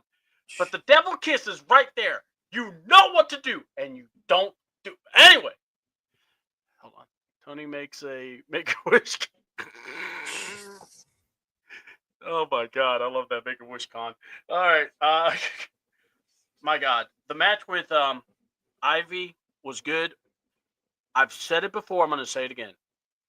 Stephanie Vacour is one of already at this age that she is probably the best, most comfortable, high-flying woman wrestler I have ever seen.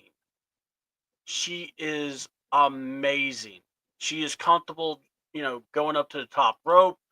No hitches, no thinking about it. You see it. It's already there. In fairness, Pat can't call any match. Amen. Trust me, we have plenty of proof. God damn, we had to watch WrestleMania with him talking. Anyway, but Stephanie Vacour, whenever she goes to any promotion, the women's division is going to get a pop-up because she is just that damn good. She really is. I mean, her presence, La Primera, the fans are behind her. And yes, she speaks very little English, but her presence, everything about her gets her over. What do you think about Stephanie Vacour? And if you want to give a shout out to the, Ivy, go for it. But what do you think? In fairness, Pat can't call any match. But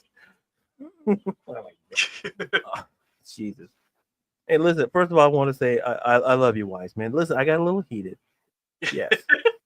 Just gotta bring it down there. Listen, yeah, he gets listen, but listen. See, here's the problem. If I bring it up, I gotta bring it down. If I don't bring anything, then I gotta bring it up. I don't win on this show. I don't win. No. Bring it down. No, too late. I'm already filed a complaint. Now Yeah, he tells me, "Oh yeah, bring it, bring." When I don't say anything, I'm like, "Oh, say something." When I do say something, I'm No, told to bring it down. No, I'm told to bring it down. I'm told to be silent. My voice is not heard. Now, oh, the wise man we'll get the people to talk about that. We'll get the but Stephanie Beckett. Listen, it was a great match. Listen, Ivy Nile, like people were complaining about how she took that move, mhm. and people, I'm like, how, like, oh, how are you supposed to take that move? Like, is there a blueprint for that? Because I don't think there is. No. And oh no, we heard it, Dre. That's why I say we're getting that Redeemer stuff. Oh yeah. That's the Yeah. Redeemer stuff. It's like this. You can't call him the Redeemer, but we all know it's It's the Redeemer. So yeah, that gave Redeemer vibes, and that's why Otis on the list. It probably Tozawa's next, and then oh man, if you're Carlito, man, I don't know. Well, at least he's getting beat on Rusev Day. But the thing is, in the Stephanie Vaquer match, I think, like, first of all, listen, it was a great match, and I think, like, Ivy Nile, they're trying to do something with her. I really do think, in that division, that women's division, which we talked about, which I'm not going to bring up again because I was told to calm down. So no, you can go. It's just I wanted to. no, it's fine. No, I'll be short. I'll be brief so we can carry on with the show. Good things. It was a great match between two great competitors. Okay, I'm done. I was just saying. Anyway. All right. No, I'm done. All right. You're done. So, Yeah. and by the way, you said that. You guys heard that, right? You heard how you said it. Just by the way, Wrestle Take backs Ladarius up 100% about Becky Lynch. She is not. Wrestle Take also feels that Ladarius has been silenced for a certain extent. So You've been talking after listen anyway. All right, Pat McAfee. well, I'll put myself on mute for this. And no. Maybe I should ask you because I don't think it's fair that you get to answer your own question. It seems weird. Yeah, I got you. All right. So we saw Pat McAfee have a passionate promo. Yeah. Passionate. Tommy Dreamer said top 10 on Raw. Oh, he said top 10. He said, huh? And that's how I know drug laws need to be changed. Now, yeah, thank you. How do we reform drug reform? Yeah, I think I found. What about alcohol? Listen, I think we should be more focused on the booze and not so much the drug. I consider alcohol a drug, which it is. Because I'm a CJ guy, criminal justice degree guy. I'm not going to debate that. I've already used my debate material, and I got to save some for Tony D'Angelo. But I know that's what I'm saying, man. You got a lot to go. So my question is, your thoughts on the promo, and we saw that he wanted to, we saw with Adam Pearce, who wasn't there that night. Nick Aldis filling in, but Pearce had put the ban on Gunther for showing up. And we saw him come out and basically set a match for Backlash after Pat's passionate promo. Like that feels like a Sesame Street thing. Pat's passionate. Yeah. All these alliterative. We gotta stop. Why could his name be like Jerry or something? But anyway, so CDouble, I'm curious to get your thoughts. It doesn't feel too good being on the other side of this. Now I know now that I'm on this side of the thing, I'm like, is this how I really act? Like that now when you're on the other side of the microphone, like is that how he deals with me? And I go, you know what? I'm like, good. But anyway, no. I'm like, good. No days off. So curious to get your thoughts on the Pat McAfee promo, the match we're getting for Backlash, and anything else Pat McAfee related that you loved or hated. I think it's going to be on the latter about the promo. Best promo I didn't have to listen to. Man, let me explain. When Pat McAfee talks, Kerry, I hope you're real proud of yourself for this. I hit the mute button because I say to myself, there's no need for me to be angry. There's no need for me to be loud because people are sleeping. People need to get rest for work. And if people don't get their rest, then I get hurt because I have disrespected that trust. Now, I say all this because, first of all, Patrick McAfee did not ever answer the following questions. Where's the apology for Liv Morgan and Raquel? The blatant disrespect to saying Stephanie Backware when you know it's Backcore.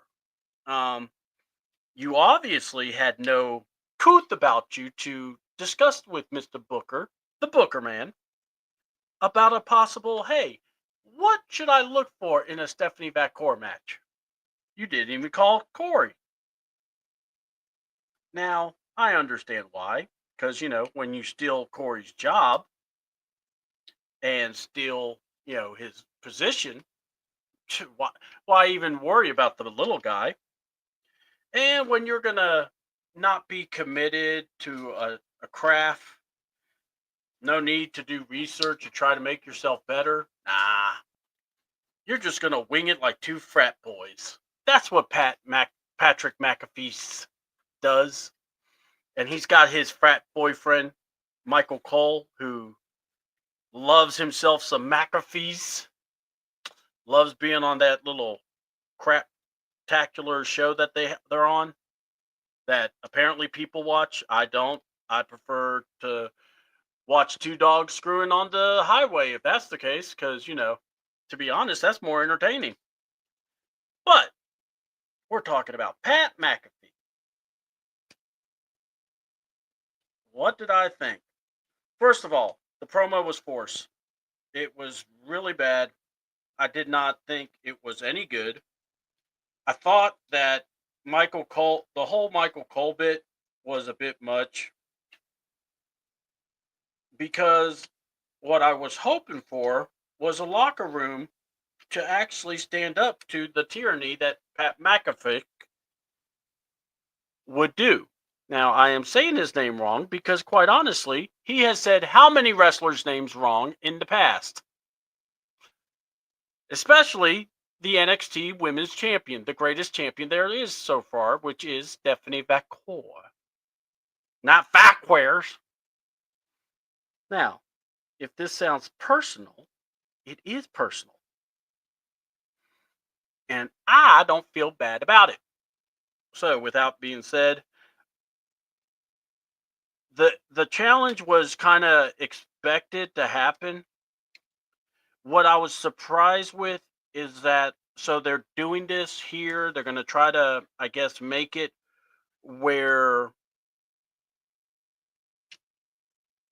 he is going to be wrestling Gunther. Now, look, Gunther doesn't have bad matches, but you could have given him a jobber at least to have some decency. I mean, this man does not need to be in a ring with Pat McAfee.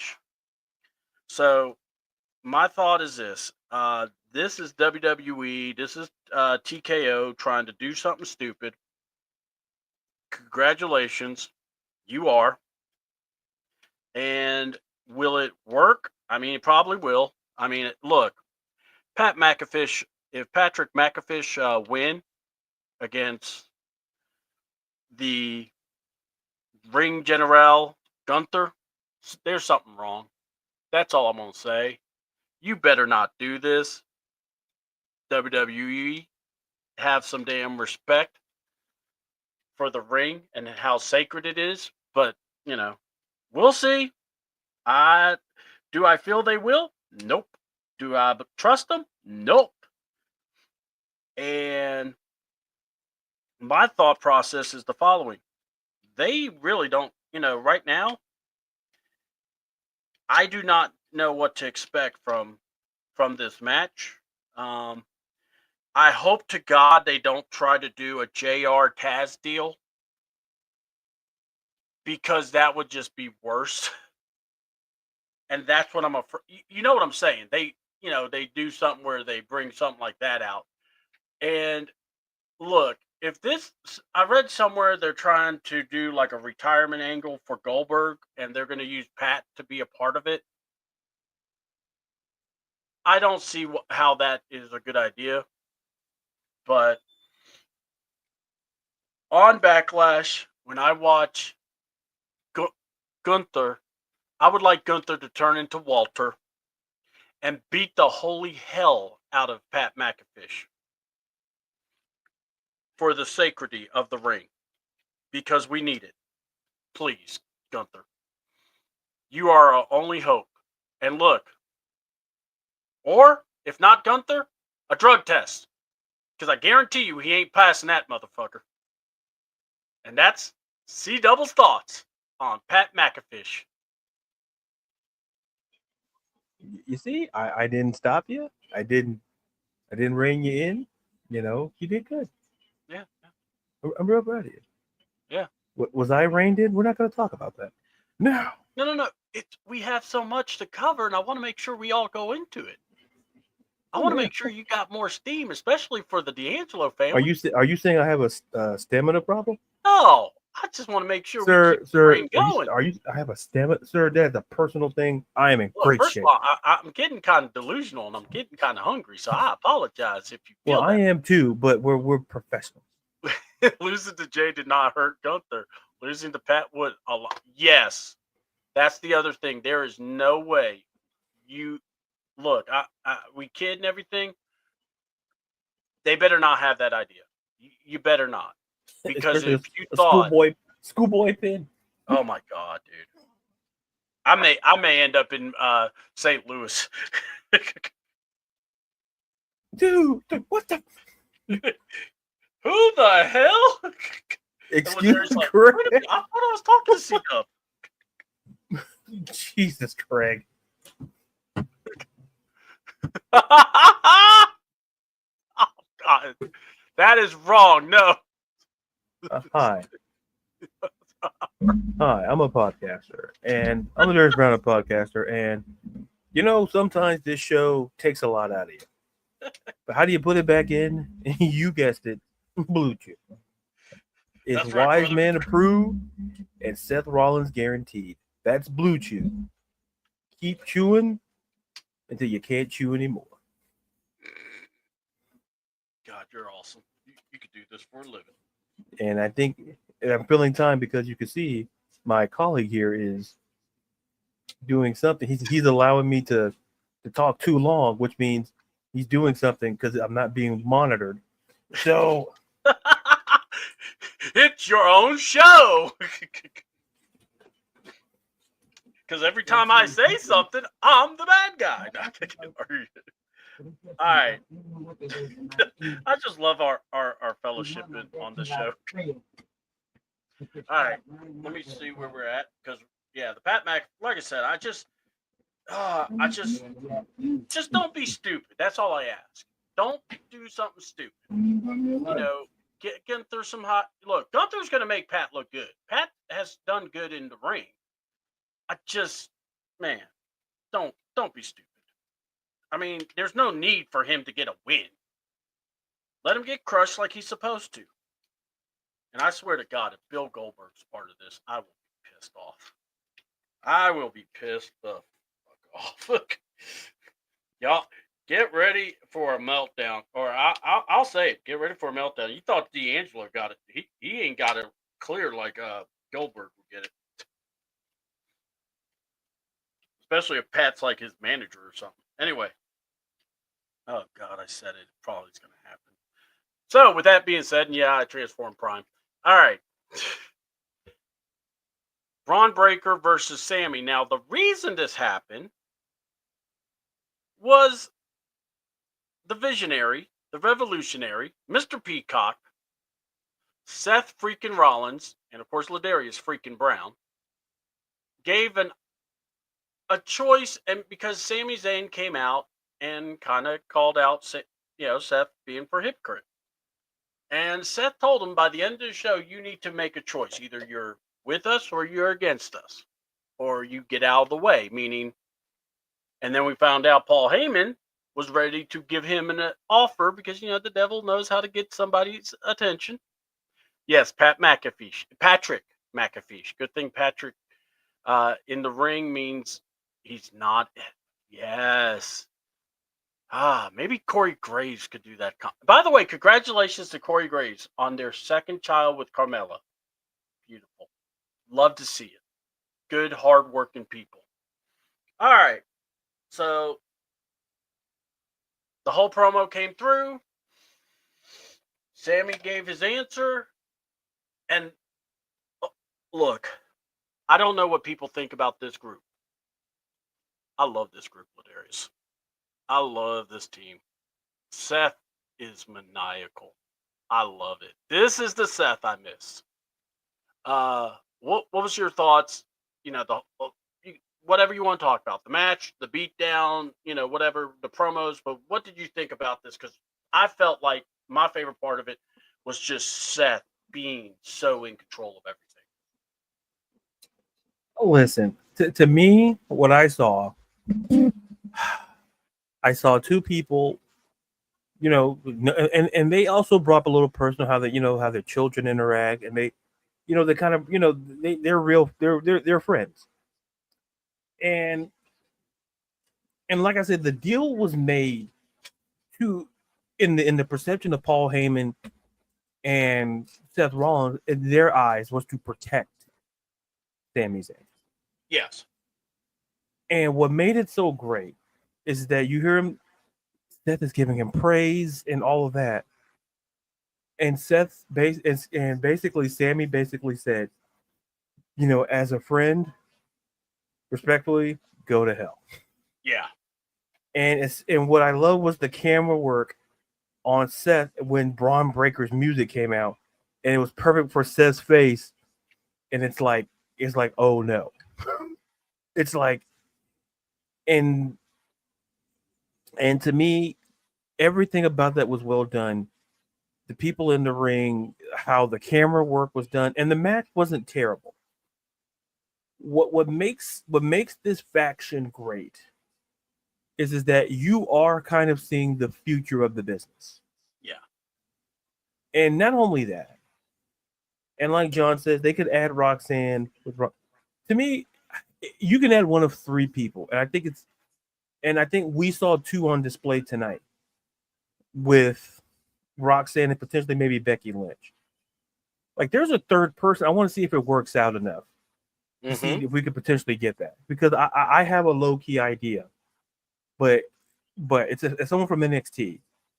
But going back to this, it's like I've always said, and I don't want to take up too much time, but it's what I'll keep saying it on this show and any show that I'm on. When you build around a guy like Seth Rollins, he's shown you he can be that guy. He's shown for over a decade that he's a guy who can carry a company. He could be a guy to help people put over people. He's a guy that you can feel safe putting a championship on. And more importantly, he's a guy that you feel safe going, if I put Seth Rollins out there and help progress something, it's going to work and be successful. And I think, and then you add Braun Breaker and the whole Paul Heyman Braun Breaker thing. I can argue, these seeds were planted in the early running of Raw on Netflix. Because remember backstage, when Braun was IC champion, he ran into Paul Heyman. Yes, and they started talking. And it didn't surprise me when I'm like, oh, Braun Breaker does give me a Paul Heyman guy sort of vibe. Yeah. Like it's like maybe not conventional Paul Heyman guy, like a CM Punk or a Seth Rollins. I put him in the mold of like a Brock Lesnar situation. Yeah, I was about to say, yeah, Paul Heyman guys are typically not the CM Punk guys. So you're right. And that's what made it. Yeah. Go ahead. It's like, no, I mean to cut you off. I apologize. But that's what we saw with CM Punk. See, CM Punk matches closely with me with Seth Rollins in terms of personality. Yeah. But when I see Braun, I'm like, that's Brock. That's Brock Lesnar. That's a guy who you get strapped the rocket to the next 5 years, main event WrestleManias, and you feel safe. Yeah, and everyone has said that too about Braun, that he is that kind of. And when he was at NXT, I remember when he fought, I believe it was Carmelo Hayes, and I saw him and I went, my God, you can build around that guy, and do something special, and I think, to me, Braun Breaker's presence looms just as large in this faction as Seth Rollins. And when we do these factions, it's about making people feel equal. Because when Roman Reigns was having that run, it felt like it was Roman Reigns, but who else? It didn't feel like nobody else was equal. And I'm not disrespecting the Reigns. It didn't feel like, when it was the Usos within, where there was Sammy in there, Solo, it didn't feel nobody was equal in terms of, not say equal in terms of stature, but equal in context of like Roman. they could be there's potential, right? Roman, and then you had everybody else. Yeah, that's the vibe. There was no gap. There was. Right. There you go. I like it. And it feels like with this faction, it feels like Braun's having just as much an integral part of it as Seth, and Seth being the guy that he is, and that's important when you build these factions. Yeah. And I'll say this while I wrap it. It's important how these factions come out, because even in the Shield, Seth stood out, but most people looked at Roman as the leader. Yes. But Seth was a guy that could have easily been the leader. And I think they saw that early on, and that's why we got the old chair to the back. But anyway, I loved everything. I loved everything about this, and it's setting up certain things that I like, and you can go in a different direction. And I think hopefully they will add a female member, like if it's Roxanne or Becky. And the third name I had, I know it's a complete long shot because maybe she's not quite there yet, is Izzy Dane. And I say Izzy Dane because, of course, she's dating Braun Breaker. Interesting. And I say, if they were to go that route, it would be something interesting. Because you're gonna either hate me or like me what I'm about to say on the next thing, on my thought. Go ahead. All right. So here's my thought. So I still think Becky Lynch should be a part of this. Oh yeah. But I feel like she needed some muscle. And the only name that I could come up with, especially after that promo with the culling, was Izzy Dane. I felt she was head above and could be like the muscle, especially if they can't get somebody else. Carmella or Carmel or big Camille. Camille, that's the name. I was trying to say. If they do that, I swear. Dude, cancel Christmas. It makes so much sense. And that's the only reason why I didn't, because I'm like, I'm really shocked that names. Those were my two names, I thought. Yeah. Like Becky already being there, but Becky get muscle. All right. Because to me, have her mimic what Seth is doing is what I'm thinking would be really a cool deal. Because you never had something like that. Dre saying WCW Goldberg. You know what I would do though? I would have if Goldberg wants to retire, Braun Breaker is the one that retires him. To me, that always made more sense. Yeah, like there's too many. It's like this. I think Gunther. I think Goldberg wants a match with Gunther, and I think he'll get that. Sure, yeah, like that. That's respectable, but Braun Breaker makes too much sense. But I think Gunther or Goldberg and Braun. Braun writes him out, and Seth is like, and Paul are like, "We told you not to come over here." Yeah, it's just like low-key legend kill. Yeah, and it's funny you say Camille. I'm really surprised that WWE hasn't really, and I understand how strong the contract thing. I don't know what's up. Yeah, because I think that's the only reason, and that's why I think because Tony Khan hit in the art of negotiation, the Tony D'Angelo of negotiating contracts. So, because I think that may be it, but Camille, listen, folks, if you don't know about Camille, I'm gonna just say this and I'll be done because I want to keep. Go watch Camille at NWA and understand how great she was in that women's division for at least 2 years. Just dominated with the Burke. Let me tell you this. Think about this. So Camille dominated it, but the person that booked it was a rock star. Yeah. He wasn't a wrestling in the weeds kind of guy. Because you know why that works? Mm-hmm. It's because you don't attach yourself to the work. Yes. that's Billy Corgan. Listen, first of all, Smashing Pumpkins, great group, 1979, fantastic song. But anyway, see, you guys are getting a lot of stuff. I promised myself I wasn't going to talk. I was going to talk too long because I would save my energy. But see, I got to promise the sponges that Blue Chew. But the point is, look, I want you to go all in on Tony D'Angelo. That's what I want. So, and the thing is, there's a lot of different routes and ways you could go. But what I will say is that I'm super curious on how they kind of approach it, because I think back to me, Izzy Dame just stuck out to me, and that makes a whole lot of sense.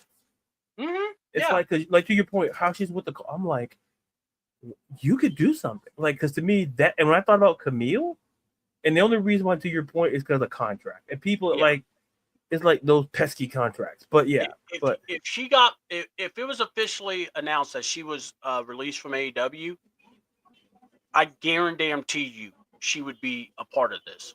Yeah, within 2-3 weeks, she would find her way. Well, yeah, I think the whole Britt Baker thing. I'm making an ad for the show. Hey, listen, the visionary needs stamina to keep up. But listen, all that makes me do is just, in fact, I'm so charitable. You know what, wise man, grab yourself a couple of packs. Because listen, ain't that nice? And get some to my guy CDouble. He's not going to admit it on the air, but I'm trying to be a friend. Cannot confirm nor deny that there's a bottle of something in my possession already. And when he means it's blue, he means like the mint. The mint. In fact, that's the noise it makes when it happens. Exactly. You've learned. So, yeah, let's. The user of it. Oh boy, good times. What did Craig say? I'm just using. Look, you got 5 kids, man. You don't need no more. Listen, won't stop. You can't stop till you get enough, Greg. Hey, hey, man. I mean, go, Craig. But yeah, I just. All right. So look, NXT happened, and look, there was Joe Henry showing up, calling out Trick, got beat up by the Dark State. All right. Ricky Saints beat Lexus King. Thank God. We talked about the metaphor breaking up. Hank and Tank beat Josh Briggs and Sumo Dude. And Shawn Michaels invites Joe Henry again, and then Hank and Tank volunteer their services to go against Dark State. Now, here's the only good thing that's coming out of this, in my view. You put a tag team title match for Dark State against Hank and Tank. Hank and Tank ain't winning that match. That's all I'm saying. But yeah. So sorry. I love me some Joe Henry. I was not happy about that, but my God, the whole thing of the night. By the way, the women's matches, amazing. Yeah. Sol Ruka versus Carmen Petrovich. Check it out. Check out Jordan Grace, EO teaming up to go against Roxanne. Check out that kick that Carmen put on Ashanti. Oh my God, yeah, that kick was flush. But man, first of all, Jordan and EO working together, awesome. And but my God, Tony and Stacks, go. Just let's talk about it, bro. Listen. This is let me talk to you guys. First of all, team Stacks all the way. That's number one. Number two, Tony D'Angelo had the nerve, and he had to low-key admit that he trusted Stacks. So for a guy that you say you trust, why did you have such a look on your face during that which should have been 4-on-4? That match at Stand and Deliver. Listen, Stacks was the MVP of that match. He was. And yet, the fourth guy, You know who took out the fourth guy in Dark State? Rizzo. Yeah.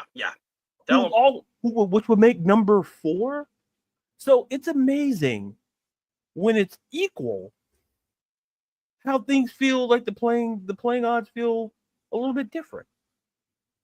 And it's like, and then Crucifino, whatever happened to him, now we don't know. Listen, out there in the desert somewhere. You're in the desert somewhere. And listen, what Stacks was saying was true. Stacks said there's people there you don't trust. And a couple of guys came after D'Angelo. Good. Because you know why? The decision making. The decisions you made, think about it. Like I don't think the pro. See, the thing is, Craig, the promo for D'Angelo wasn't great. I like what Stacks did. Stacks did a great job. But D'Angelo to come out there and basically have a bunch of dudes surrounding him in the ring, knowing that your number 2 guy betrayed you. And by the way, how do we remedy that? We put a bunch of other guys around me that I don't know around the ring. That works out great. And then about 3-4 guys go after him. What Stacks was trying to tell you, Stacks was not so much being impatient. Stacks was better on the mic than Tony D'Angelo, and that's not good. And you know what? And this has been brewing. I could argue before that, whatever happened in that NXT parking lot, this has happened before. If you go back and look at previous vignettes, yeah, it felt like AEW. But here's the problem. Here's the logic. Tony D'Angelo is not a great leader, because like if you're negotiating, aren't you not supposed to negotiate something that benefits your side? How does 4 people in Dark State and 3 of you guys make sense? You're telling me you couldn't get a 4th guy? You sent down. You gave Crucifino your blessing to go to Evolve and get a 4th guy. And you know what? The funny part is, when I saw that, I did see a guy from Evolve there in Drake. I think it was Draco Knox. Yeah. Like, that could have been your 4th fucking guy. Oh, he's out there with Tony D'Angelo. So that could have been your 4th guy. Like, no one's saying get Nunzio. No one's saying to go up there and get Rocky Balboa, or go up there and get, not gonna lie. I mean, like, you could have got a 4th guy. How do I know that? Io Sky showed up. She went back to NXT for one night and found a tag partner in 5 minutes. Yeah, she probably could find more partners too. Right. If she wanted. You know what? They could do another 5-on-5 match quicker than you could have found a 4th guy. Like, to me, it was bad to the level where Stacks was going to betray him, because Stacks got tired. And how I knew he got tired is in that part where it's like you're punishing him for taking matters into his own hands. That's your job, D'Angelo. You let these schmucks, Dark State, put you through a table, and you're going to negotiate a match? What's the matter with you? Wasn't the strongest point in his deal there. And the only thing good that you did was bring a crowbar. That's it. That's it. That's it. Like, you were able to drive and hold a crowbar. Me personally, I don't have the skill set to do it, but apparently he does. And then you come in and then you help. Here's the thing. You help him in that parking lot, and then you chastise him after it's done. Like, I told you I had this. And all you had to say is, I had a 4th guy. But you couldn't even do that. You couldn't do that. You're telling me you sent down Luca Cristofino down to Evolve, which is full of great talent. Yep. And you couldn't find a 4th guy. Nope. Like a Keanu Keanu Carver, Draco Knox. You couldn't find a fourth because who attacked Tony D'Angelo? I said that looks like Draco Knox. Yeah, that was Draco Knox. You know it, Craig. It's all about the curve. Now the point is, it's all about the curve. That's all I'm going to say legally. It's all about the curve. Now the point is a parabola. But anyway, the point is, I'm not done. I'm gonna put a button by saying this. What made this worse for Tony D'Angelo is that all the stuff he was talking about. Oh, I'm the Don. You got looked like a fool, and you surround yourself around the ring with 7 outside of Draco Knox. Like, who are these people? Like Stacks was able to get guys from Jersey. You're getting these guys. Listen, I live in Florida. I live near Orlando. I know where you got those guys from. Like, no, you could do better. And if they're building a feud, yeah, Roadblock. I hope Stacks beats the bejesus out of and make it a crowbar match. Crowbar and a pole match.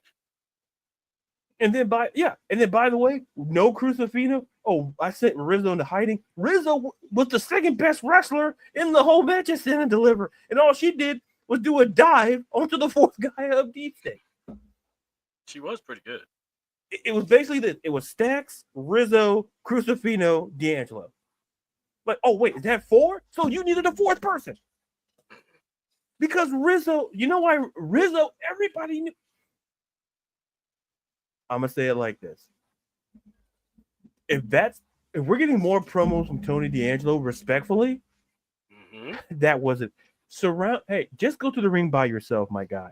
Because 4 dudes jumped you and you couldn't do nothing. And there were 4 guys on the other side of the apron. And they did not want to come in. And they did nothing. What is that telling you? Like, listen, my guy needs to watch The Godfather. Okay? Because, yeah, but watch the movie. Because even listen, after what happened to his dad, Vito, Michael Corleone didn't trust it. He took out the competition. Mm-hmm. Like, it's one of the most classic scenes in cinema where you see him go to the church and the hotel. You know, he's taking out these leaders. He's taking out a group of people. That's what Stacks was trying to do, was take out the competition in Deep State. You could argue he was ambitious, but listen, he knew you weren't doing anything. But he had enough respect for you to do a certain way, and you still get no. Done. Like, good. Most ridiculous thing I've ever seen. And Stacks said nothing wrong. When Stacks said, it was his time, listen, for all we know, I would not be shocked if Rizzo and Crucifino go to Team Stacks. Because, boy, listen, you thought the Titanic sunk. That promo, they hit a couple of icebergs and then some. And Mark you want to go in the background going, that was bad. Man, that was awful. Respectful. I'm done. Sure. Yeah, I'm getting some blue chew. I'm getting some blue chew. You cooking? I'm loving it. But it aggravates me that what people like, oh, the Don ain't gonna do nothing. Okay, he ain't gonna do nothing. I'm gonna be afraid of that guy. Yeah, you know what? I was told. Listen. I'm gonna put it like this. Some of y'all act like Halliburton's dad right now. Thinking that, you just this run ain't up gonna on be me. the first time we don't talk about it, folks. Listen, and Giannis in this situation, come on. I'm trying to tell you guys, listen, stop trying to be Halliburton's dad. All right? Because listen, Tony D'Angelo was literally, listen, Giannis is like 5 people. So that's what basically he was. Folks, calm it down. Tony D'Angelo, listen, he's been failing. The signs were written all over Stacks was going to turn because Stacks got tired. And guess what? Crucifino is somewhere sleeping, not with the fishes. He's sleeping with the coyotes. And we don't know where Rizzo is.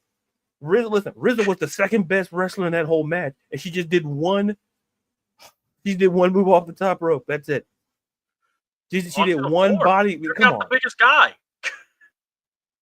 And I'm like, she did more work than Crucifino and D'Angelo.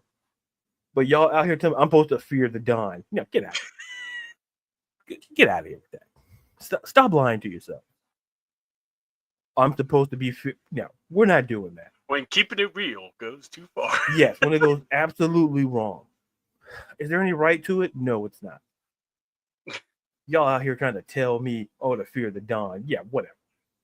I fear Free Willy more than I fear the Don. All right? Free Willy's more scary in this situation. Oh, fear the Don. Whatever. I'm done. What? Fear the Don. You know, I fear Little Caesar's Pizza than I fear the Don. All right. I love you, brother. I love you. You're awesome. It's like, stop telling me, oh, you should go. Oh, like, it was written all over the show. It was written all, like, this whole, to me, I consider it a show. Like, yeah. he put out there and you look bad. Stacks cooked you and he was probably somewhere on 95 somewhere cooking you. That was another funny thing that no one even addressed. Where was Dax? Not just Dax had a random camera crew by the bridge. Why? Because he has pull, unlike the Don. Hello. Who got stuck? Why are we asking these questions? Who got surrounded by the ring by people who didn't trust and got cooked? He was trying to swing at people that he brought to the ring with him. Yeah. Hey, you guys. It's like, man. At that point, you have to make a decision. You know what? Maybe I don't want to work for you. Right. It's like you literally 4 guys attacked you who helped you to the ring. Oh, I feel safe, right? Nah, man. No. I feel safer in a pool full of piranhas. I feel safe. That I'm gonna dive head first. Oh my god. Right. And be okay. Oh my god, dude. You got me laughing so hard on this stuff. Well, with that, the only thing I can ask is, after. So, besides that, what was like? What did you think? Was it what was one of your big takeaways? Was it the women? Was it the the whole saga between Trick? We're gonna have a 25-man battle royal. Yeah. They're gonna bring people from Evolve, not just from NXT. And I like that. Like where we would see this happen and be like, oh, well, that means they're going to go with Trick. I don't know. I think they can actually swerve us here. What do you think? I hope Draco Knox tosses Tony over that top rope so bad. Get Draco. Get about 3 of those D'Angelo guys and just toss them. I'm going to be champion. Nah, bro. And then Tony keeps this going. It's gold. It's like, oh man. To be honest, he kind of is. I mean, I can't lie. I mean, I fear Braun Breaker more than I fear the Dawn. Look, right. You can fear Braun Breaker. There is nothing wrong to admit that. Listen, I fear stealing Girl Scout cookies from girls. Then I fear listen, them Girl Scouts. Listen, they can do karate. They can do some. Listen, but to me, there were 2 major takeaways. Yeah, I think the first one is we're seeing a progression now. With what I like, with what we're kind of seeing with Obafemi. I think now I'm curious to see what's next for him. And then seeing my guy, The Undertaker, listen, my GOAT. I'm not having listen, I've argued up enough for the day. I can argue. You good. Like, and I'm like, what? Oh, man, you want to talk about a guy who almost, luckily I was in bed watching it, I almost fainted. I was around pillows, I would say. And I'm like, I got a couple of guys waiting on you. I'm like, you tell him, Mark. You tell him. Like he said, here, Anthony Luke, and then I saw Shiloh, and then Booker T almost jumping out the chair. I haven't seen him that excited since the Stephanie Vaquer match. So, like, he got excited. He's like, yeah, Vic, like those are my guys. I'm like, and like, but anyway, but Jesus. But another thing that Booker, like, listen, shucky ducky quack quack all day long.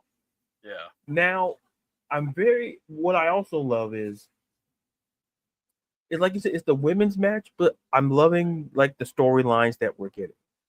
Yeah. And we're gonna get, I think we got Jordan Grace versus is it Julia or Roxy? I can't remember who. Julia. I think it was Julia, they said. Yeah, I think so too. That's why I wasn't sure whether, because I think, and then the winner faces Stephanie Beck. This women's this women's division, even I throw in Sol Ruka into this because notice how Zaharia is kind of protecting Sol.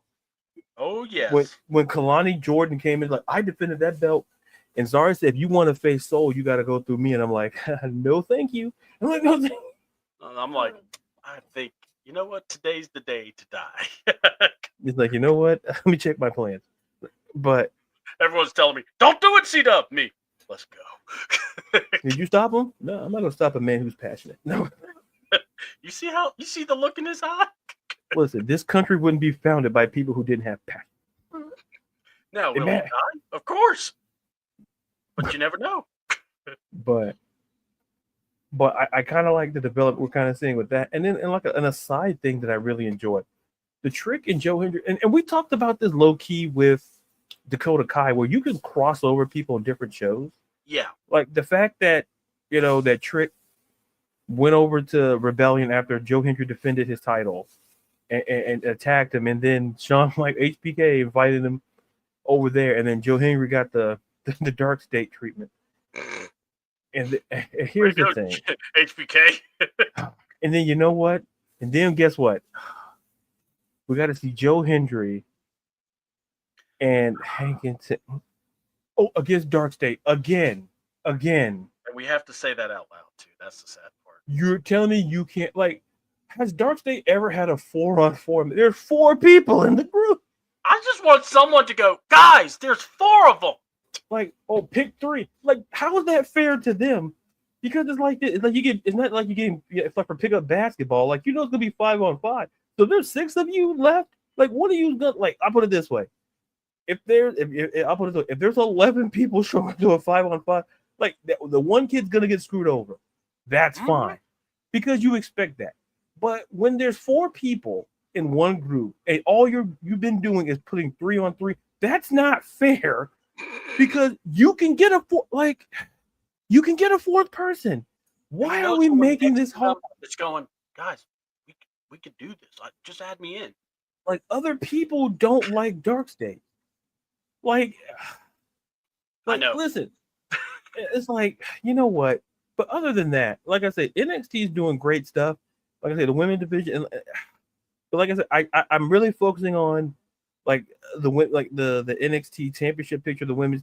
But that North American, that mid, it's gonna be very.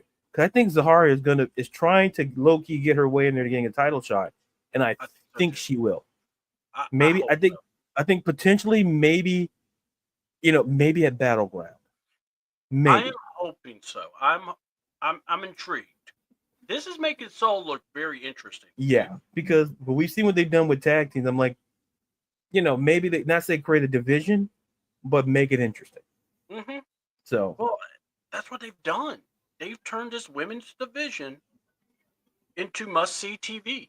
Yeah, listen, I mean, even look, it's not just the first 5 women. Yeah, it's everybody.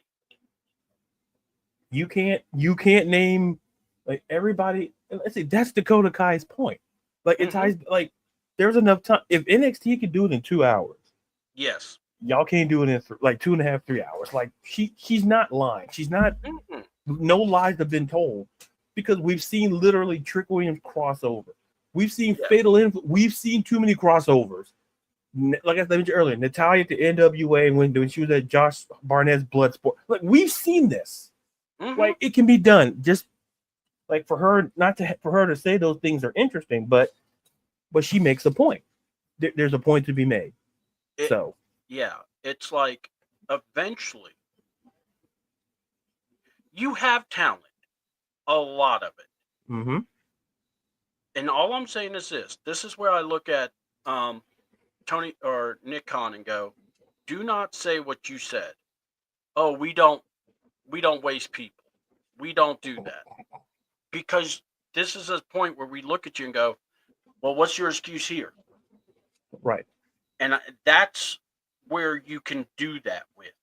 It's nothing personal, but why is she not around the main roster here? Why is she not being used? Well, look, if you say she's injury prone, okay, you know what? Some people will look at you and go, you know what? I kind of agree. But most people will look at you and go, yeah, but come on, look at the talent. Yeah. So yeah, I'm with you. I believe everything will work out eventually. I just hope that eventually it comes out for the way we need it to. You know, I don't want people feeling like they don't deserve a spot or they don't deserve something. Right. I feel like you're in this business, you deserve to be where you are. Mhm. And if the opportunity's out there, go. I mean, the hell's is getting over. You were able to get Izzy Dane some stuff. Dude, we had an Andre Chase Chase U thing going. So there's plenty of stuff to do. How is that school? First of all, that was not fully explained. Like, you know so what? So what happened you want here? in on this one, or you want me to give you my thoughts first? Listen, recently Rich Holland sold back the school to Andre Chase, who had no money. So I need to know what kind of nonsense is. Listen, I understand there's a few of the Department of Education going away, but come on, like, or like someone says, it's not even a real school. listen, I can, listen, I'm still waiting on my tuition money back. I put my application. I want my application fee money back. $100. No, listen. Oh, we're closing the doors. So I'm out $100. No, y'all back open. Listen, I don't care if you hand me a Benjamin, 2 Grants, 5 Jacksons, 10 Hamiltons. Listen, 20 Lincolns. I want my money back. Because I was told y'all school was closed. Yeah. And all of a sudden, Andre Chase showed, understood, like Thea Hale, like Duke Hudson, I guess he's on to doing something else. And Thea Hale moved on. And, man, too. What happened? Oh, yeah. Yeah, she's got a man from Evolve, but still. Good guy. But yeah. Oh yeah. Harlem Lewis. Yeah, I think so. The Harlem Shake dude. Man. You know I was going to come up with something. I think we know of the two of us who's the more up to date on dances. I'm not, audience, I'll let you decide. It's the Harlem. But one for C-Dub and first every other button for me. Even the bounce. You're like, damn it, I need to yeet this one as far as I can. Should we say something? Now let's see how this goes. He's cooking. What? They're a great team together. They really are. They function well. Oh man, who's gonna tell him? Not me, brother. Yeah. Who's gonna tell him? Not me, brother. Hunter, brother. why are you looking at me, brother? And put people over, brother. That's not the way you do it. But yeah, so I mean, those are things I thought. I fear Joe Henry more than I fear Joe Henry more than I do Devon. Yeah. You know what? Tomorrow, I think that's going to be one of our questions. Who do you fear more? I vote CDoubles. Vote for CDoubles or vote for the positive direction. You're voting for CDouble? Okay, all right. All right. I don't know why, but I listen. I think they're trying to wrap up the show now. So. Yeah, and what's this whole thing about a gorilla versus people? What? First of all, listen, people. Listen, you ain't beating up no gorilla. Stop it. Listen, 100 people. Listen, you can get literally the whole state of Montana. You ain't beating no gorilla. This is what's wrong with people. Leave the animals alone. They're not bothering you. When you go to the zoo, when you go to the zoo, them warnings are for you, not for them. Because in essence, they can hurt you, not the other way around. When they tell you don't feed something, they even with the flamingos, they tell you don't bother them. What is that telling you? Tell them, Ladarius. They need to know. When this 100 superstar, listen, you ain't beating no gorilla. Stop. Don't mess with Willie B. Like, seriously, what the hell is wrong with you people? Like, there's 50. You're look. not beating. You could clone. You can get Walker Texas Ranger. You can get Rambo. You can go get Predator. You can go get anybody you want. You ain't beating. There's a reason why we are humans and they are animals. Yes. Technically, animals are strong. Listen, a gorilla has at least 100 times more strength than us, and you want 100 of us? Unless you got Popeye screwing around somewhere, like what are you doing? Even Popeye said, no, he could eat up the whole aisle of cabbage, and he ain't not cabbage, it's spinach, and he ain't beating no gorilla. Stop. It's like some of y'all don't watch National Geographic. This lets me know y'all just think just because, oh, it's a gorilla. Yes. Listen, hell, y'all couldn't beat Magilla gorilla. No, that's an actual gorilla. Y'all can't be. You can't listen. Oh yeah, it's like when people. Listen, I don't care if it's a gorilla, a bear, a lion. We're not designed to beat up animals. Listen, it's like when you approach a kangaroo kicks you in your chest, you're done. And like Craig said, one punch by a gorilla can shatter your skull. And look, dead weight, 1,500 folks. You know how many pounds are in a ton? 2,000 pounds. Almost a ton of dead weight they can lift. What we're trying to say that they can lift a whole ass car. They can lift a Hummer. Some of y'all can't barely lift a bicycle. Some of y'all can't lift a scooter. Look, I don't even want to pick up my walk behind lawnmower, let alone any of those things. Right. Look. First of all, the 100 people. How many 100 people are going to be under one accord to go, we're going to F this gorilla up? First of all, if y'all got that kind of mindset, get the hell away from all of us. First of all, you know what you do? No, sign up for the service. Go sign up for the army. Go sign up for. I can go fight the gorilla. Man, y'all don't watch. It's like this. You go to the zoo. They don't say, "Hey, Mr. Gorilla, don't touch the humans." They tell us not to touch them. Those signs that you go around the zoo for. They're not for them. They're for us. To not go after them because they were held liable when that gorilla claps your cheeks and makes you look like a fool, and you be on the news. Hey, is that the guy who tried to fight the gorilla? Yeah, that's the guy. Yeah. Listen, there are better ways to impress a woman. Come on. Like sometimes as men, listen. The oppressor, that is. Sometimes as men, listen. As men, sometimes we can overcompensate by trying to listen. Fight no gorilla, ain't no winners. You ain't no good to her when your skull is crushed in. All right, you're no good. When your skull can be used as a decorative bowl, it's not good. Stop. You have the bowl. What's that? Oh, that's Bob. What the hell is wrong with you people? 100 people. Man, some of y'all can't listen. Y'all can't even beat up the neighborhood dog. The neighborhood dog chases y'all around. You want to go look gorilla? Come on. That or the Kool-Aid challenge. Y'all need to stop. I don't understand. Wait. What's the Kool-Aid challenge? All right. So apparently kids or teenagers or whoever are running through fences trying to do the Kool-Aid man look. To run through, make a hole or something like that. First of all, y'all need to get off your damn phones, touch some grass, and build something. Do something different with your lives. If you're doing this challenge, y'all need to stop. Some of y'all kids can't run through the banner. All right, come on. Look, I've seen football players can't run through a banner. Okay, and y'all gonna run through. Listen, y'all just don't listen. It's called too much time. It's like the cinnamon challenge. Oh my god, yeah. It's like remember when people try to puff their lip. Why? This is the future, man. We are cooked. If this is what these kids are doing, listen. I done said it. I'm going to Canada. I'm not dealing with this. Y'all just running. What is wrong with you kids? Read a book. All right.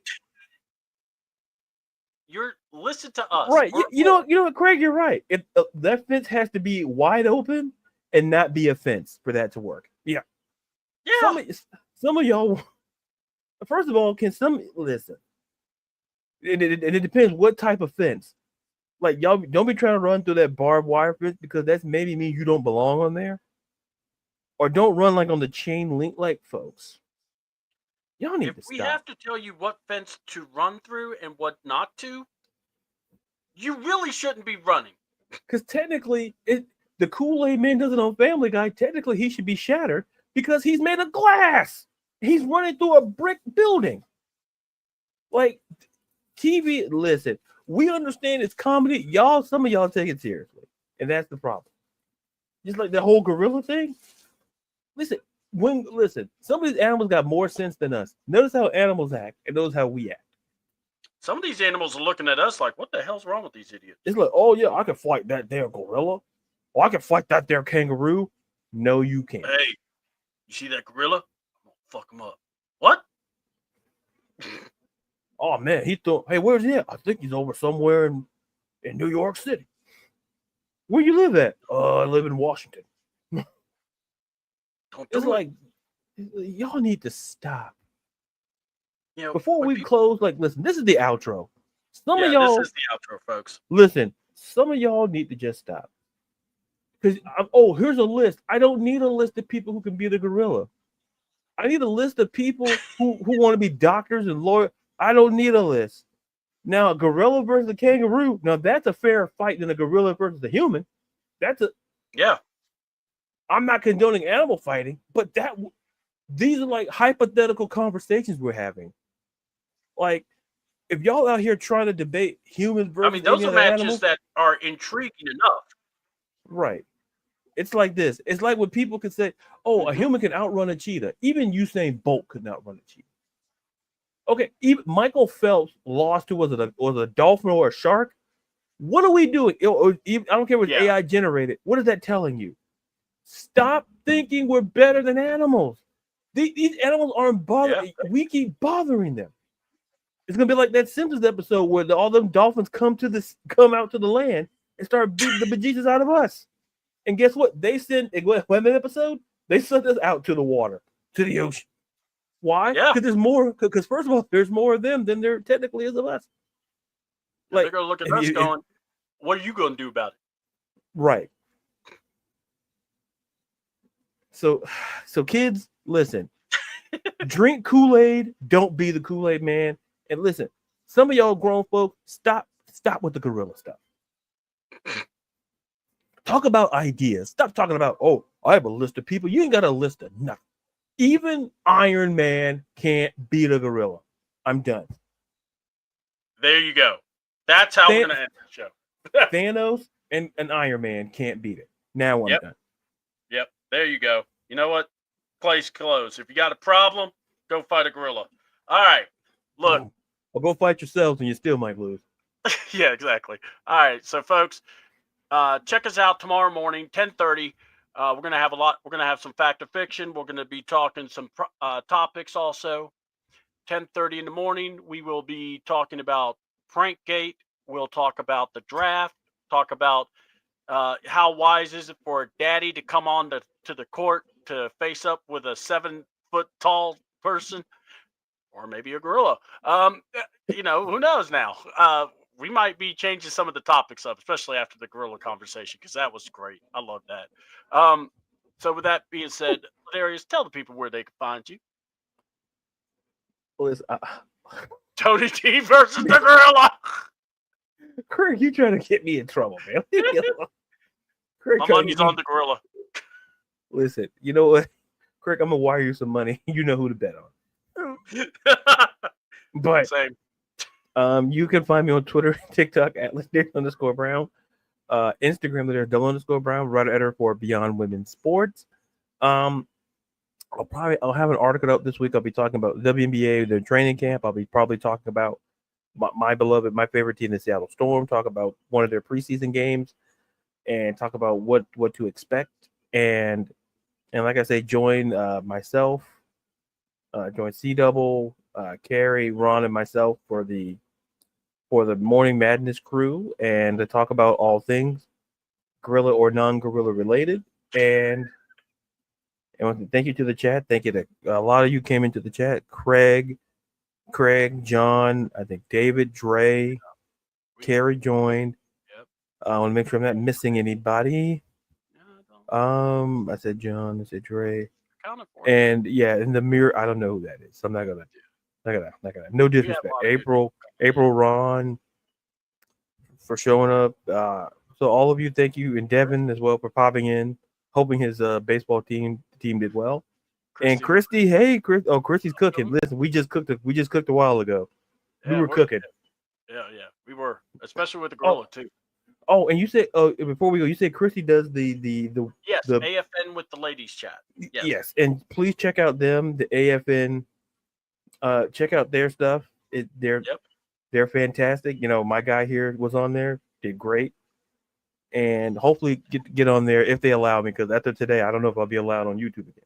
But so you're gonna still be on YouTube. I think you gave a lot of key advice that people need to listen to from now on. Christy said that the Ladybirds of AFN. Yeah, check them out as well. And like I said, my guy was on here. Check him out. And